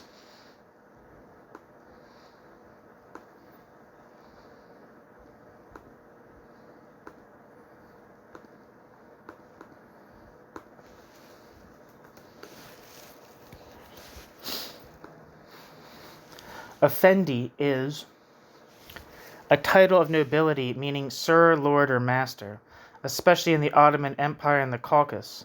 The title itself and its other forms are originally derived from the medieval Greek Ephantes, which is derived from ancient Greek authentes, meaning lord. Effendi is a title of respect or courtesy, equivalent to the English sir. Effendi was used in the Ottoman Empire and Byzantine Empire. Effendi follows the personal name and when it is used and is generally given to members of the learned professions and to government officials who have high ranks such as bey or pasha.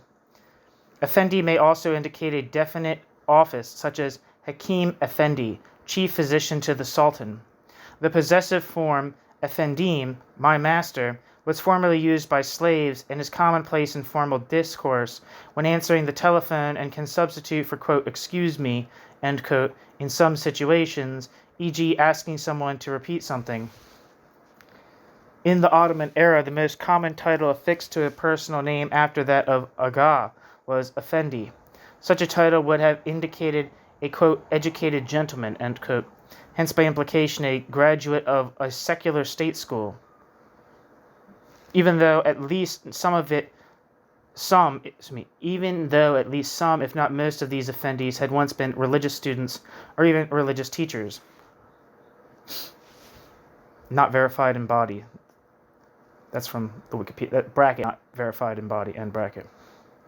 Lucy Marie Jane Garnett wrote in the 1904 work Turkish Life in Town and Country that Ottoman Christians, women, mullahs, sheiks, princes of the Ottoman royal family could become effendi, a title carrying, quote, the same significance as the French monsieur, end quote, and which was one of two, quote, merely conventional designations as indefinite as our, quote, esquire, end quote, has come to be, bracket, in the United Kingdom, end bracket, end quote. The Republican Turkish authorities abolished the title circa 1930s.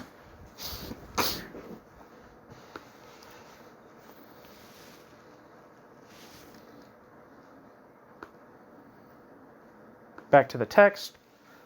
The Rotafana sometimes remarked the inter-Arab class conflicts, but they were mentioned only in the articles with all the headlines simultaneously drew another picture. For example, it was mentioned in an article that the, quote, development of the Arab revolt, end quote, stood, quote, until now under the big influence of the Effendi, end quote, the big landowners, but this did not lead the KPD to see it as a bourgeois political movement. There was no reason for the KPD to deny the revolutionary character of what the communists called the, quote, Arab Rebellion, end quote. In 1925, the Rotafana reported that the Arab Effendi was responsible for the Jewish settlement because the Effendi had sold their landed property.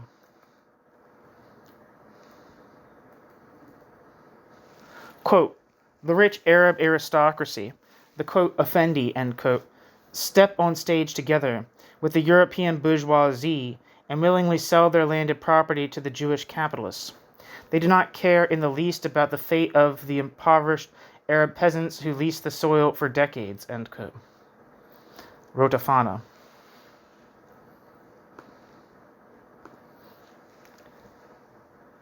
However, by 1929, the editorial team of the Rotafana seemed to have totally forgotten that it had been the Effendi who sold the land of Palestine.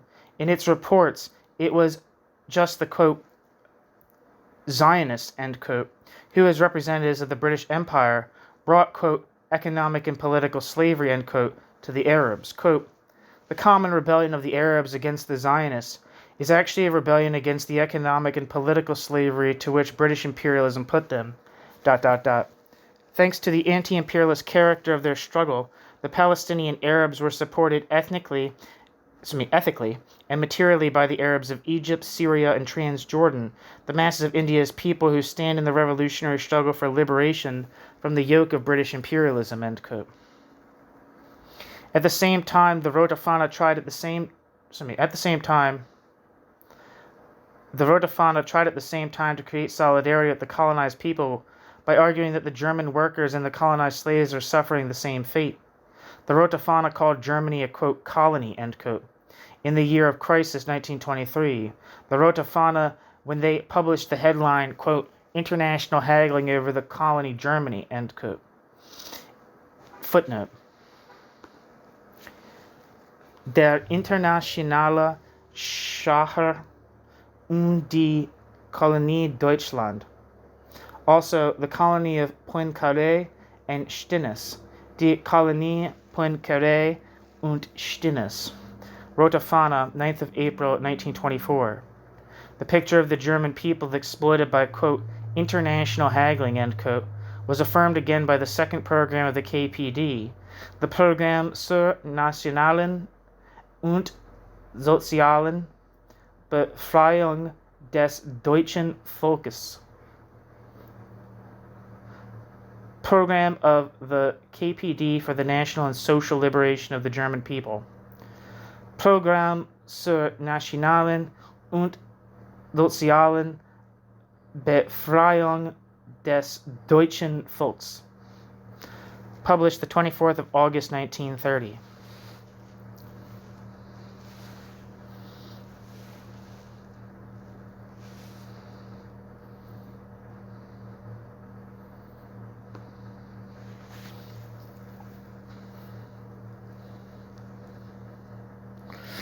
Back to the end footnote. If, quote, Zionists meant, quote, capitalists, end quote, and if the Arabs played the role of the working class in the communist view, then the, quote, Zionists, end quote, were also enemies of the German working class. This parallel was expressed by the headline in 1929, quote, enemies of the worker are leaders of Zionism, exclamation point, end quote. New section. The pogrom in Palestine, 1921, and the reaction of the KPD.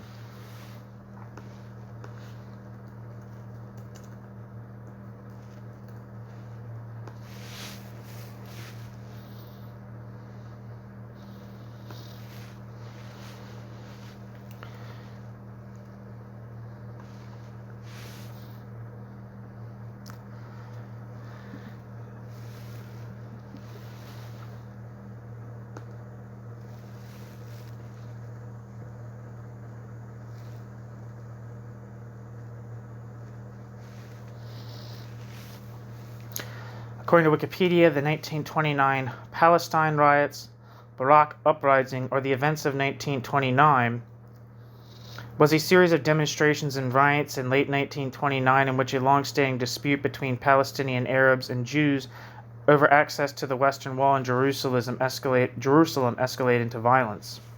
The riot took the form, for the most part, of attacks by Arabs on Jews accompanied by destruction of Jewish property. During the week of riots from 23rd to the 29th of August, 133 Jews were killed by Arabs, 339 Jews were injured, most of whom were unarmed. There were 116 Arabs killed and at least 232 wounded, mostly by the Mandate police suppressing the riots. Around 20 Arabs were killed by Jewish attackers and indiscriminate British gunfire. After the riots, 174 Arabs and 109 Jews were charged with murder or attempted murder. Around 40% of Arabs and 3% of the Jews were subsequently convicted. During the riots, 17 Jewish communities were evacuated. The British-appointed Shaw Commission found that the fundamental cause of the violence, quote, without which, in our opinion, disturbances either would not have occurred or would have been little more than a local riot, is the Arab feeling of animosity and hostility towards the Jews, consequent upon the disappointment of their political and national aspirations and fear for their economic future, end quote, as well as Arab fears of Jewish immigrants, quote, not only as a menace to their livelihood, but as a possible overlord of the future, end quote. With respect to the triggering of the riots, the Commission found that the incident that contributed most to the outbreak was the, quote, Jewish demonstration at the Wailing Wall on the 15th of August 1929.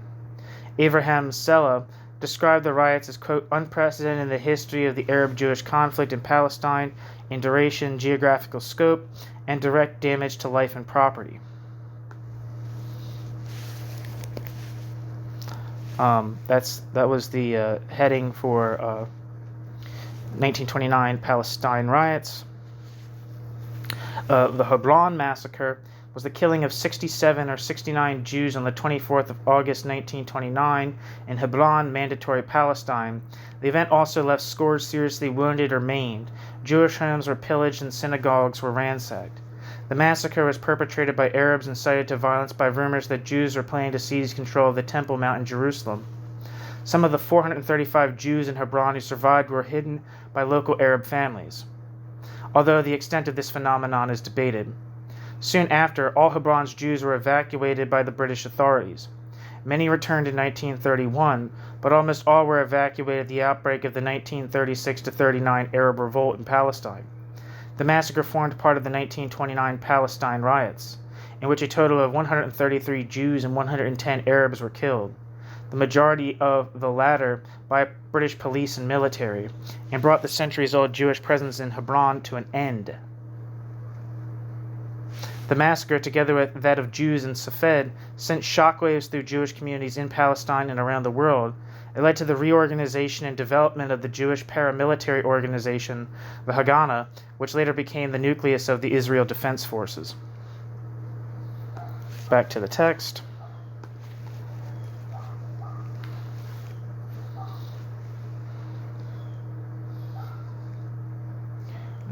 The anti-Zionism of the KPD reached its climax at the end of 1929 when Arabs rioted against the Jews for more than 2 weeks. Jews and Arabs were engaged in more than one bloody conflict in Palestine in the 1920s, but the outbreak in 1929 was the most brutal one. The riot was directed against the older Jewish communities against the non-Jewish settlers. 133 Jews were murdered, 116 Arabs were killed by the military or police. Many historians have demonstrated how the Arab national movement in the mid-1920s took the anti-Semitic stereotypes and forms of thought existing in Western Europe and in Russia. The, quote, Mufti of Jerusalem, Amin al-Husseini, played an important role by connecting the idea of a Palestinian nation with anti-Semitic images. I'm going to read Amin al-Husseini's bio, important Nazi collaborator. Muhammad Amin al-Husseini, 1897 to 1974, was a Palestinian Arab nationalist and Muslims leader in Mandatory Palestine. Al-Husseini was the scion of the al-Husseini family of Jerusalemite Arab nobles, who traced their origins to the Islamic prophet Muhammad. Husseini was born in Jerusalem, Ottoman Empire, 1897. He received education in Islamic, Ottoman, and Catholic schools. In 1912, Husseini pursued Salafist religious studies in Cairo. Husseini later went on to serve in the Ottoman army during World War I. At war's end, Husseini stationed himself in Damascus as a supporter of the Arab Kingdom of Syria. But following its disestablishment, Amin al-Husseini moved back to Jerusalem, shifting Amin al-Husseini's pan-Arabism to a form of Palestinian nationalism.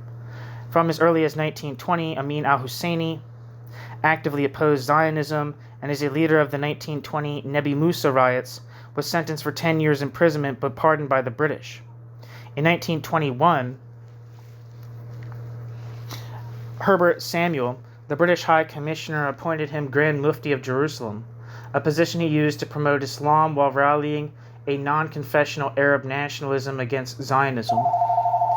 During the 1921 to 1936 period, Amin al-Husseini was considered an important ally by the British authorities. Amin al-Husseini's appointment by the British for the role of Grand Mufti of all Palestine, a new role established by the British, helped divide the Palestinian leadership structure and national movement. In 1937, evading an arrest warrant for aligning himself as leader of the 1936-39 Arab Revolt in Palestine against British rule, Amin al-Husseini fled and took refuge in Lebanon and afterwards Iraq. Amin al-Husseini then established himself in fascist Italy and Nazi Germany, where Amin al-Husseini collaborated with during World War II against Britain, requesting during a meeting with Adolf Hitler backing for Arab independence in opposition to the establishment of a Jewish national home in Palestine. Upon the end of the war, Amin al-Husseini came under French protection and then sought refuge in Cairo. In the lead-up to the 1948 Palestinian War, Husseini opposed both the 1947 UN partition plan and Jordan's plan to annex the West Bank. Failing to gain command of the Arab League's Arab Liberation Army, Amin Husseini built his own militia, the Holy War Army. In September 1948, Amin al-Husseini participated in the establishment of an all-Palestine government in Egyptian-ruled Gaza. But this government won limited recognition and was eventually dissolved by Egypt in 1959. After the war and the 1948 Palestinian expulsion and flight, Amin al-Husseini's claims to leadership were discredited, and Amin al-Husseini was eventually sidelined by the establishment of the Palestinian Liberation Organization in 1964. Amin al-Husseini died in Beirut, Lebanon in July 1974. Amin al-Husseini was and remains a highly controversial figure. Historians dispute whether his fierce opposition to Zionism was grounded in nationalism or anti-Semitism, or a combination of both. Opponents of Palestinian nationalism have pointed to Husseini's wartime residence and propaganda activities in Nazi Germany to associate the Palestinian national movement with anti-Semitism in Europe. Historians also note that Husseini was not the only non-European nationalist leader to have cooperated with Nazi Germany against Britain, citing examples of Indian, Lebanese, and even the Jewish militant group Lehi Cooperation.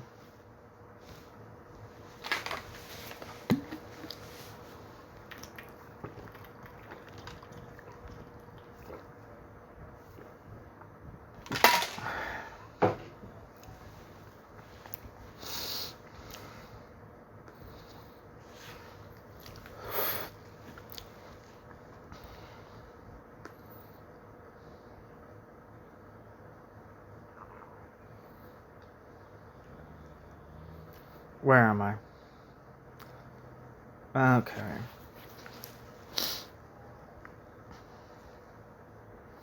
Back to the text.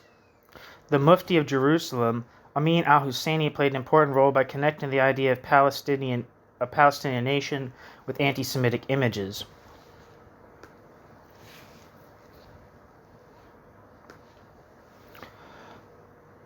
The Rotafana mentioned neither Arab nationalism nor the existence of anti-Semitism in the Middle East. Compared with that, it is shocking how the front page on the 28th of August 1929 was composed. The first headline reads, quote, "Fascists murdering in Berlin," end quote. And besides a long commentary, the second headline was, quote, "The rebellion of the Arabs grows," exclamation point, end quote. The second article shows a photograph of a soldier with the accompanying text, quote, Stahlhelm Job? No, a member of the Jewish-Fascist Legion in Jerusalem, end quote.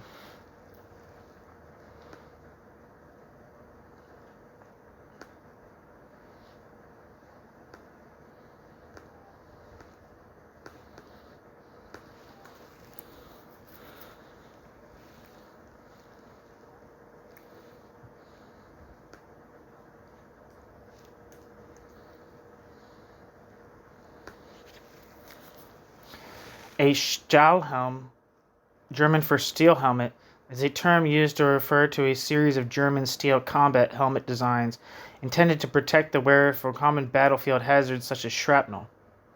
The armies of the great powers began to issue steel helmets during World War I as a result of combat experience and experimentation. The German army began to replace the boiled leather Pickelhaube with the Stahlhelm in 1916. The Stahlhelm's distinctive coal scuttle shape was instantly recognizable and became a common element of propaganda on both sides, like the Pickelhaube before it. Stahlhelm, the name, was used by Der Stahlhelm, a German veterans organization that existed from 1918 to 1935. After World War II, both East and West German militaries adopted helmets unrelated to the archetypal German helmets designed from the World Wars, but continued to refer to the new models as Stahlhelm. The World War II era Stahlhelm continued to be used by police and border guards in West Germany until the 1990s, when they were replaced by modern Kevlar helmets.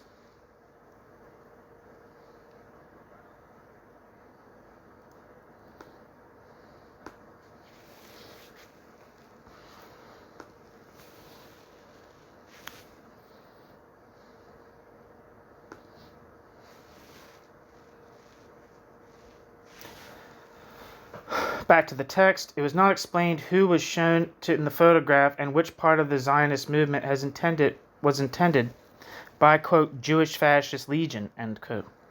Readers of the Rote Fahne who knew more about the situation in Palestine could have concluded that the picture showed a member of the Jewish Legion of Vladimir Jabotinsky.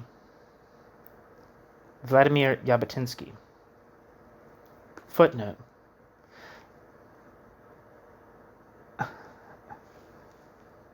Vladimir Ze'ev Jabotinsky founded the Jewish Legion.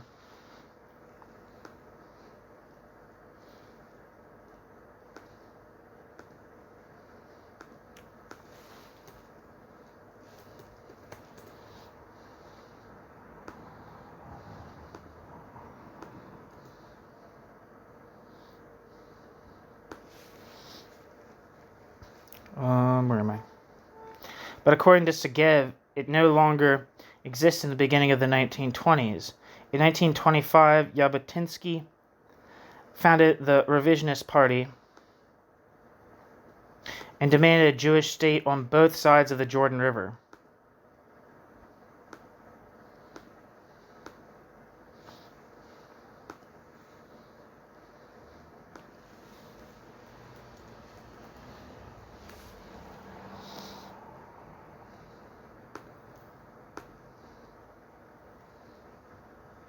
Back to the text.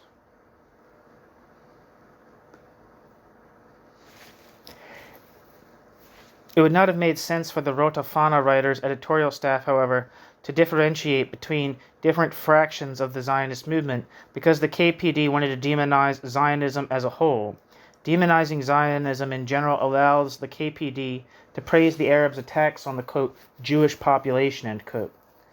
It is especially characteristic of the development of this movement that the attacks of the Arabs are not restricted to the Jewish population, bracket, Judische Bevölkerung,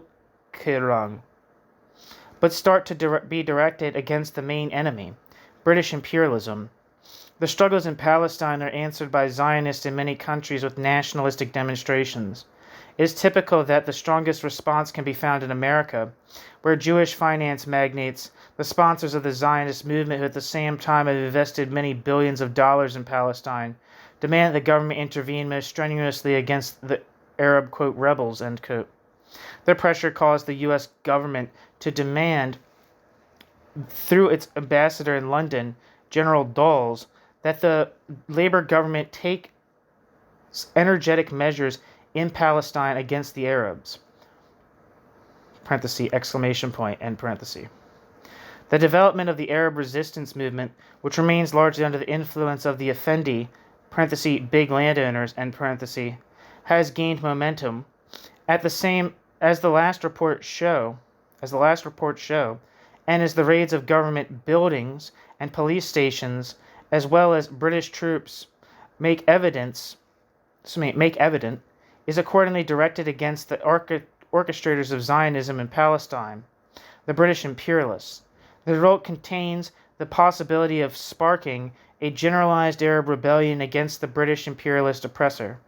The attacks that Arab natives carry out against the Zionist bourgeoisie and Zionist fascism in Palestine are at the same time attacks against England. The Jewish proletariat of Palestine must fight shoulder to shoulder with the Arab workers against their common class enemy, British imperialism, and the Jewish bourgeoisie that is bound up with it in life and death, end quote. Rotafana.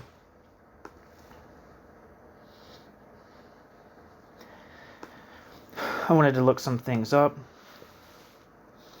You know, I've never looked at the Wikipedia for the Jordan River, so I'm going to look at it real quick. The Jordan River, or River Jordan, also known as Nar al-Sariyat River in the Levant, that flows roughly north to south through the Sea of Galilee and drains to the Dead Sea. The river passes by or through Jordan, Syria, Israel, and the Palestinian territories. Jordan and the Israeli-occupied Golan Heights border the river to the east, while Israel and the Israeli-occupied West Bank lies to its west.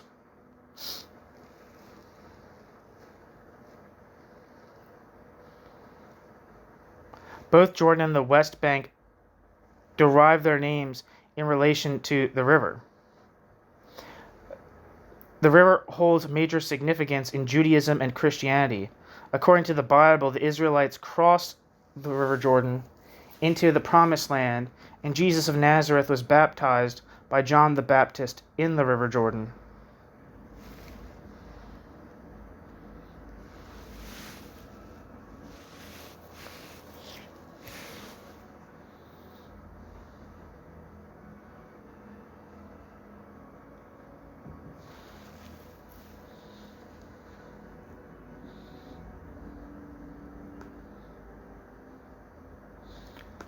So that's the Jordan River. And so the Jordan River runs along the border between Jordan, the Palestinian West Bank, Israel, and southwestern Syria.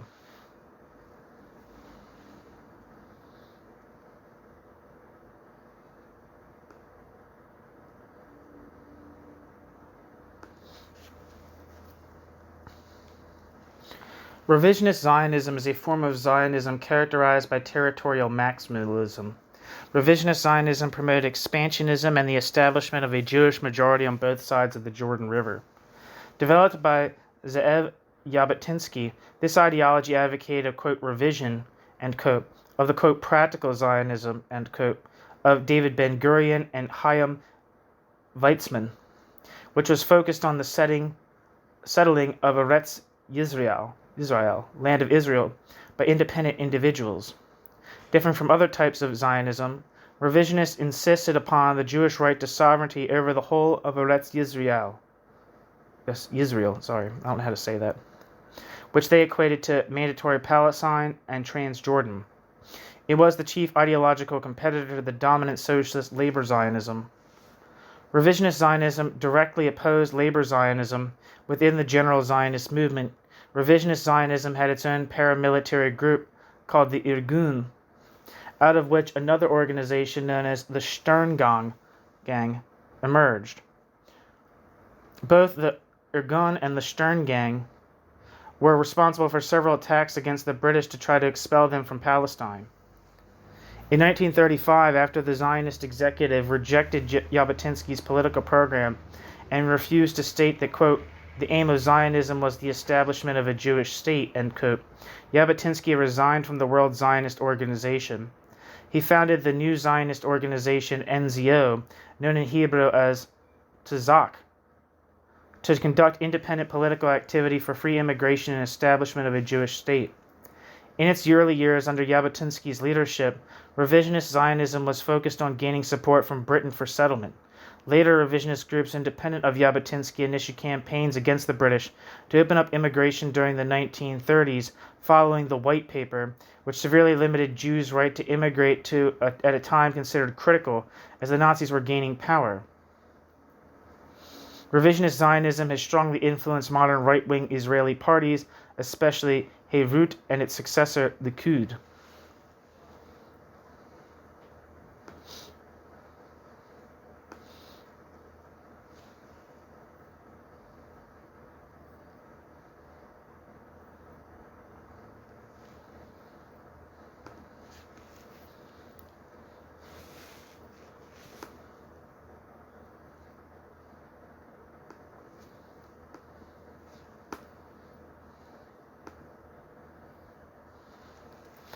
And finally, Wikipedia says the Jewish Legion was an unofficial name used to refer to 5 battalions of the British Army's Royal Fusiliers Regiment, which consisted of Jewish volunteers recruited during World War I.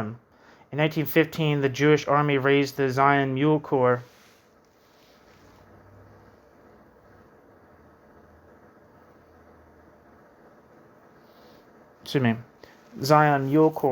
a transportation unit of Jewish volunteers for service in the Gallipoli campaign.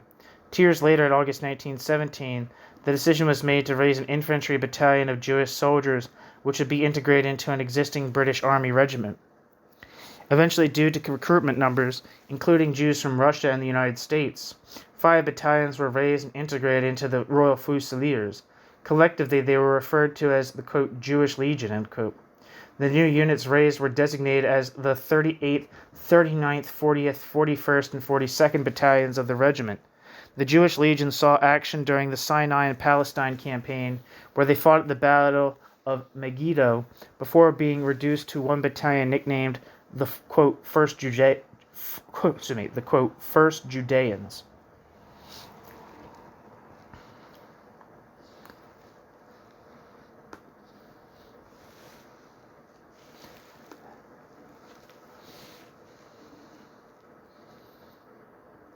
Ze'ev Jabotinsky, I guess, is it Yaba or Jaba? I'm not sure. Lived from 1888 to 1940, was a revisionist Zionist leader, author, poet, orator, soldier, and founder of the Jewish Self-Defense Organization in Odessa. With Joseph Trumpeldor, Ze'ev Jabotinsky co-founded the Jewish Legion of the British Army in World War I. Later, Ze'ev Jabotinsky established several Jewish organizations, including the paramilitary group Betar in Latvia, the youth movement Hatz-Ohar, and the militant organization Irgun in Mandatory Palestine.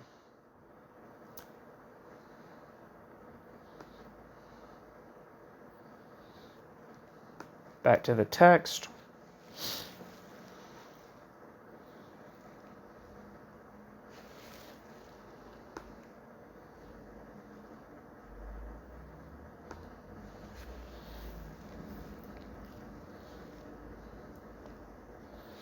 The Rota Fana did not even acknowledge that anti-Semitism could have caused the riots, though according to its own report, the Arab mob attacked, quote, the Jewish population, end quote.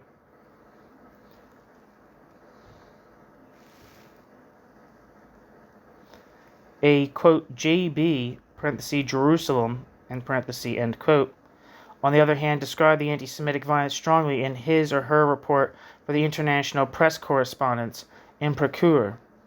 Quote, because the masses of Mohammedan peasants who are standing under the dark clerical, feudal, and bourgeois leadership are attacking, scorching, and murdering, first of all, the unarmed poor Jewish settlements, Jewish synagogues, and schools, and created terrible carnage amongst them. In the Talmud school in Hebron, 60 Jewish students, including children, were killed and mangled. In the colony Moza, a Jewish family, including the women and children, were slaughtered.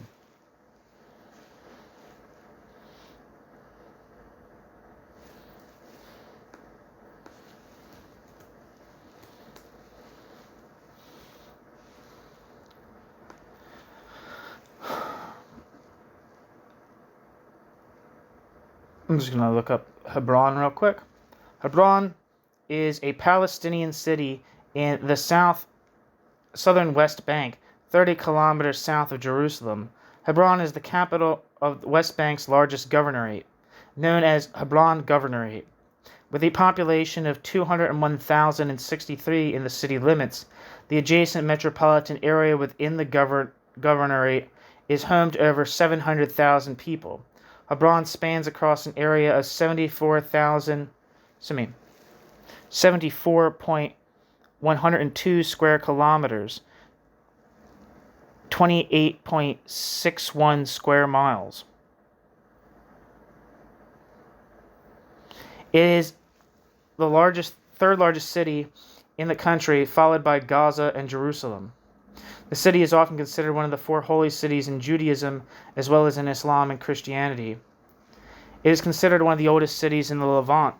According to the Bible, Abraham settled in Hebron and bought the cave of the patriarchs as burial place for his wife Sarah. Biblical tradition holds that the patriarchs Abraham, Isaac, and Jacob, along with their wives Sarah, Rebekah, and Leah, were buried in the cave. The city is also recognized in the Bible as the place where David was anointed king of Israel. Following the Babylonian captivity, the Edomites settled in Hebron. During the 1st century BCE, Herod the Great built the wall that still surrounds the cave of the patriarchs, which later became a church and then a mosque. With the exception of a brief Crusader control, successive Muslim dynasties ruled Hebron from the 6th century CE until the Ottoman Empire's dissolution following World War I, when the city became part of the British Mandatory Palestine. The 1929 riots and the Arab uprising of 1936-39 led to the emigration of the Jewish community from Hebron. The 1948 Arab-Israeli War saw the entire West Bank, including Hebron, occupied and annexed by Jordan. And since the 1967 Six-Day War, the city has been under Israeli military occupation. Following Israeli occupation, Jewish presence was restored in the city. That's a typo. Since the 1997 Hebron Protocol, most of Hebron has been governed by the Palestinian National Authority. The city is often described as a, quote, microcosm, end quote, of the Israeli-Palestinian conflict and the Israeli occupation of the West Bank. The 1997 Protocol divided the city into two sectors: H1 Hebron, controlled by the Palestinian National Authority, and H2 Hebron, managed by the Israeli authorities. All security arrangements and travel permits for local residents are coordinated between the Palestinian Authority and Israel via the COGAT, C-O-G-A-T. The Jewish settlers have their own governing municipal body, the Committee of the Jewish Community of Hebron. The largest city of southern West Bank, Hebron is chief commercial and industrial center in the region. It is a busy hub of trade, generating roughly a third of the area's GDP, largely due to the sale of limestone from quarries in its area. Hebron has a local reputation for its grapes, figs, ceramics, plastics, pottery workshops, metalworking, and glassblowing industry. Hebron is home to numerous shopping malls. The old city of Hebron features narrow, winding streets, flat-roofed stone houses, and old bazaars. It is recognized as a World Heritage Site by the UNESCO. Hebron is also known as a regional educational and medical hub.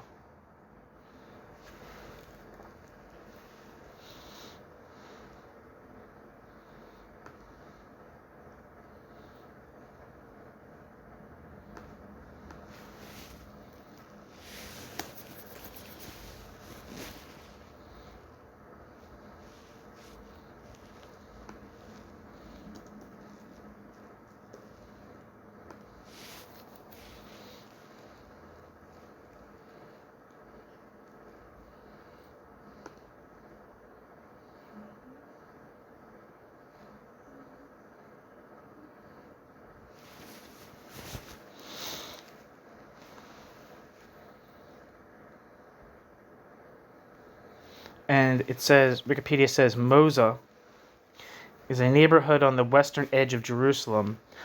Motza, it said Motza, M-O-T-Z-A. I don't know if this is the same place it's being referenced in the article, but I think it is located in the Judean Mountains, 600 meters above sea level, connected to Jerusalem by the Jerusalem-Tel Aviv Highway, Highway 16, and the winding mountain road of Harnof. Established in 1854, Motza was the first Jewish farm founded outside the walls of the Old City in the modern era. It is situated near Tel Motza, an archaeological site in the location of the biblical village of the same name mentioned in Joshua 18:26.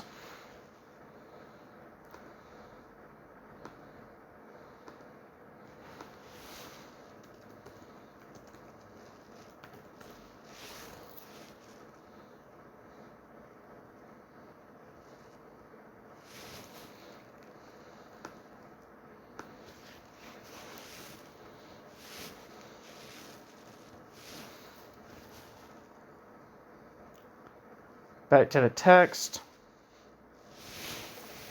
It is strange, therefore, that the Rota Fana mentioned the, quote, Jewish proletariat, end quote, in Palestine, even though the Communist Party of Palestine was again excluded from the report.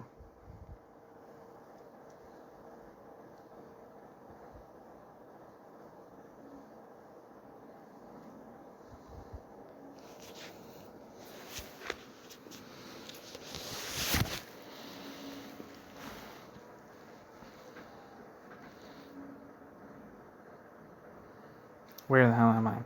The KPD was not able to give a plausible answer about whether a Jewish proletariat had the right to live in Palestine, or how the attacks on the, quote, Jewish population, end quote, could be justified if they were also directed against the Jewish proletariat.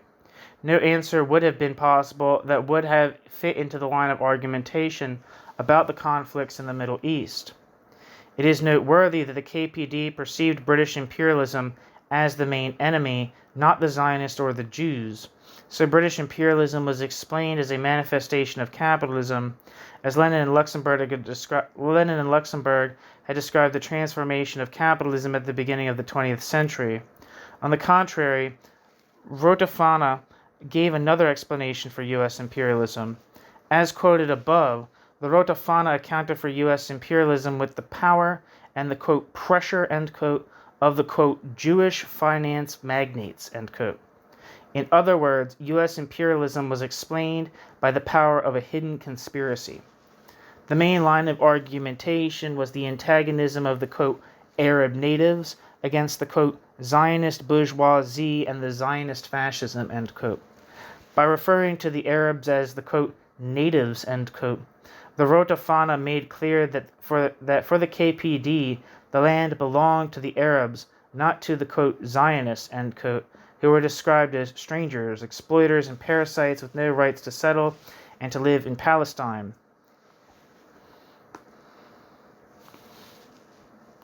Footnote. The fact that the KPD spoke of Arabs as, quote, natives, end quote, leads to the problem of racism within the Communist Party. This, however, is beyond the aim of this paper. Of course the KPD would not have used the term for the German working class, though it was not called into question that Germany, quote, belonged, end quote, to the Germans.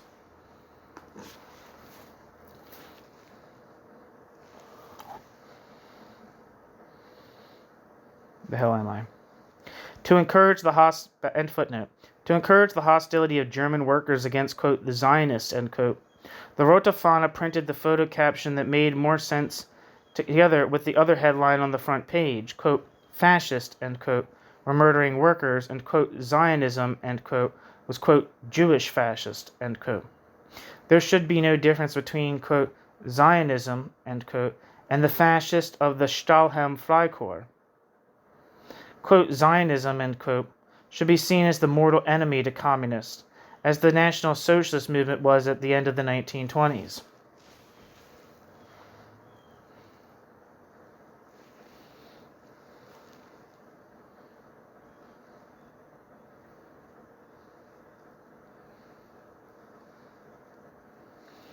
I have not found additional articles about the Middle East in the Rota Fana after 1930, a fact I cannot explain yet.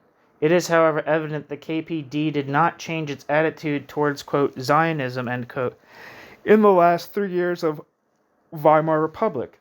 As exerted at the beginning of this paper, the Central Committee of the KPD declared, in its only official paper on the, quote, Jewish question, end quote, that the communists should fight against, quote, Zionism, end quote, just as they fought against National Socialism.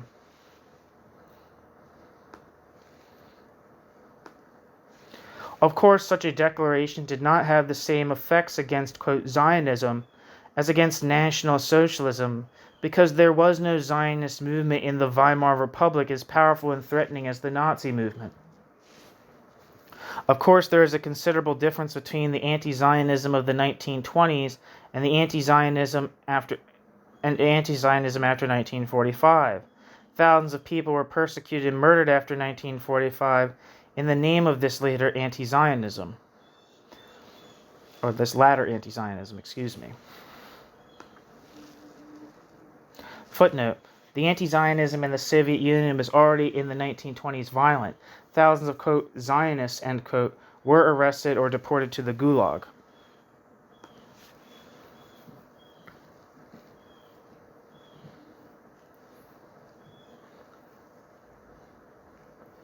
End footnote. Moreover, if you compare the statements of the KPD with statements by leftists in the 1970s, there's a considerable difference between the anti-Zionism of the 1920s and the anti-Zionism after the Six-Day War, because after 1945, the radical left engaged in this anti-Zionism though, parenthesis, or because, question mark, end parenthesis, they knew about the Shoah. I do not want to identify anti-Zionism before 1933 with anti-Zionism after the Shoah. My argument is that the trajectory was already present in the 1920s. It did not need to be invented after 1945 in order to identify, quote, Zionism, end quote, with imperialism and capitalism, and the socialist and communist left after 1945 were not the first to advocate hatred of, quote, Zionism, end quote. This has already been done in the 1920s. It is also important that the conversion of anti-imperialism into anti-Zionism marked a considerable shift in the worldview of the left. Throughout the Weimar Republic, the KPD drew a fetishistic picture of capitalism, as if the German working class possessed its, quote, working power, end quote, as a quasi-natural property that could create, quote, values, end quote, independent of the historical circumstances.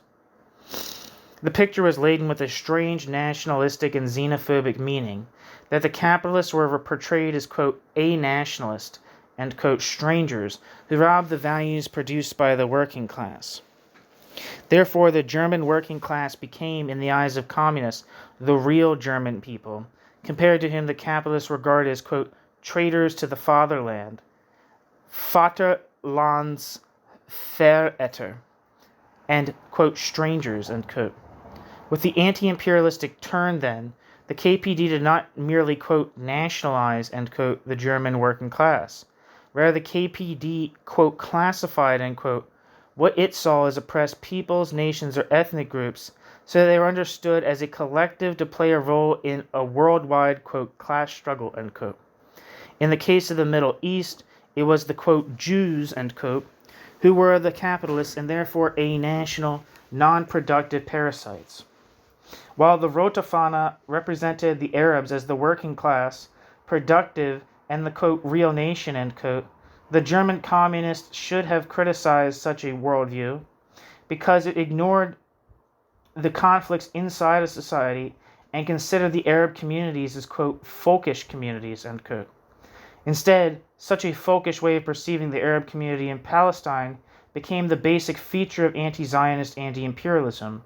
In doing so, the KPD turned its back on any powerful critique of conflicts between classes inside the so-called, quote, oppressed peoples, end quote, and ironically it was through the, quote, internationalism, end quote, of the German Communist Party that it became nationalistic and anti-Semitic. Again, I would like to emphasize that if leftists identify, quote, Zionism with imperialism today, they do so with knowledge of World War II and the Shoah.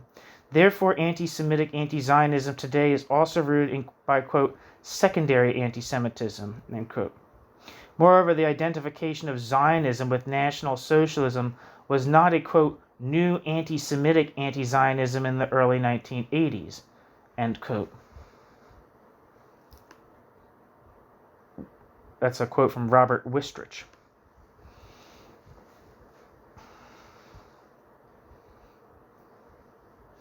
It was easy to identify, quote, Zionism, end quote, with National Socialism after 1945.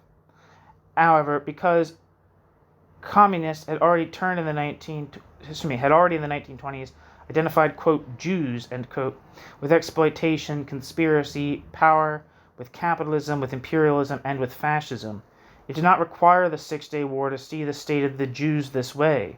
The judgment on Israel had already been passed 20 years before Israel was founded and 10 years before the Shoah.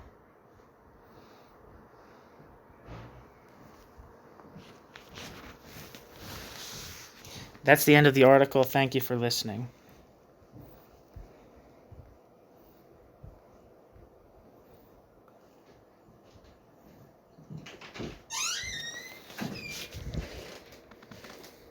ready to go.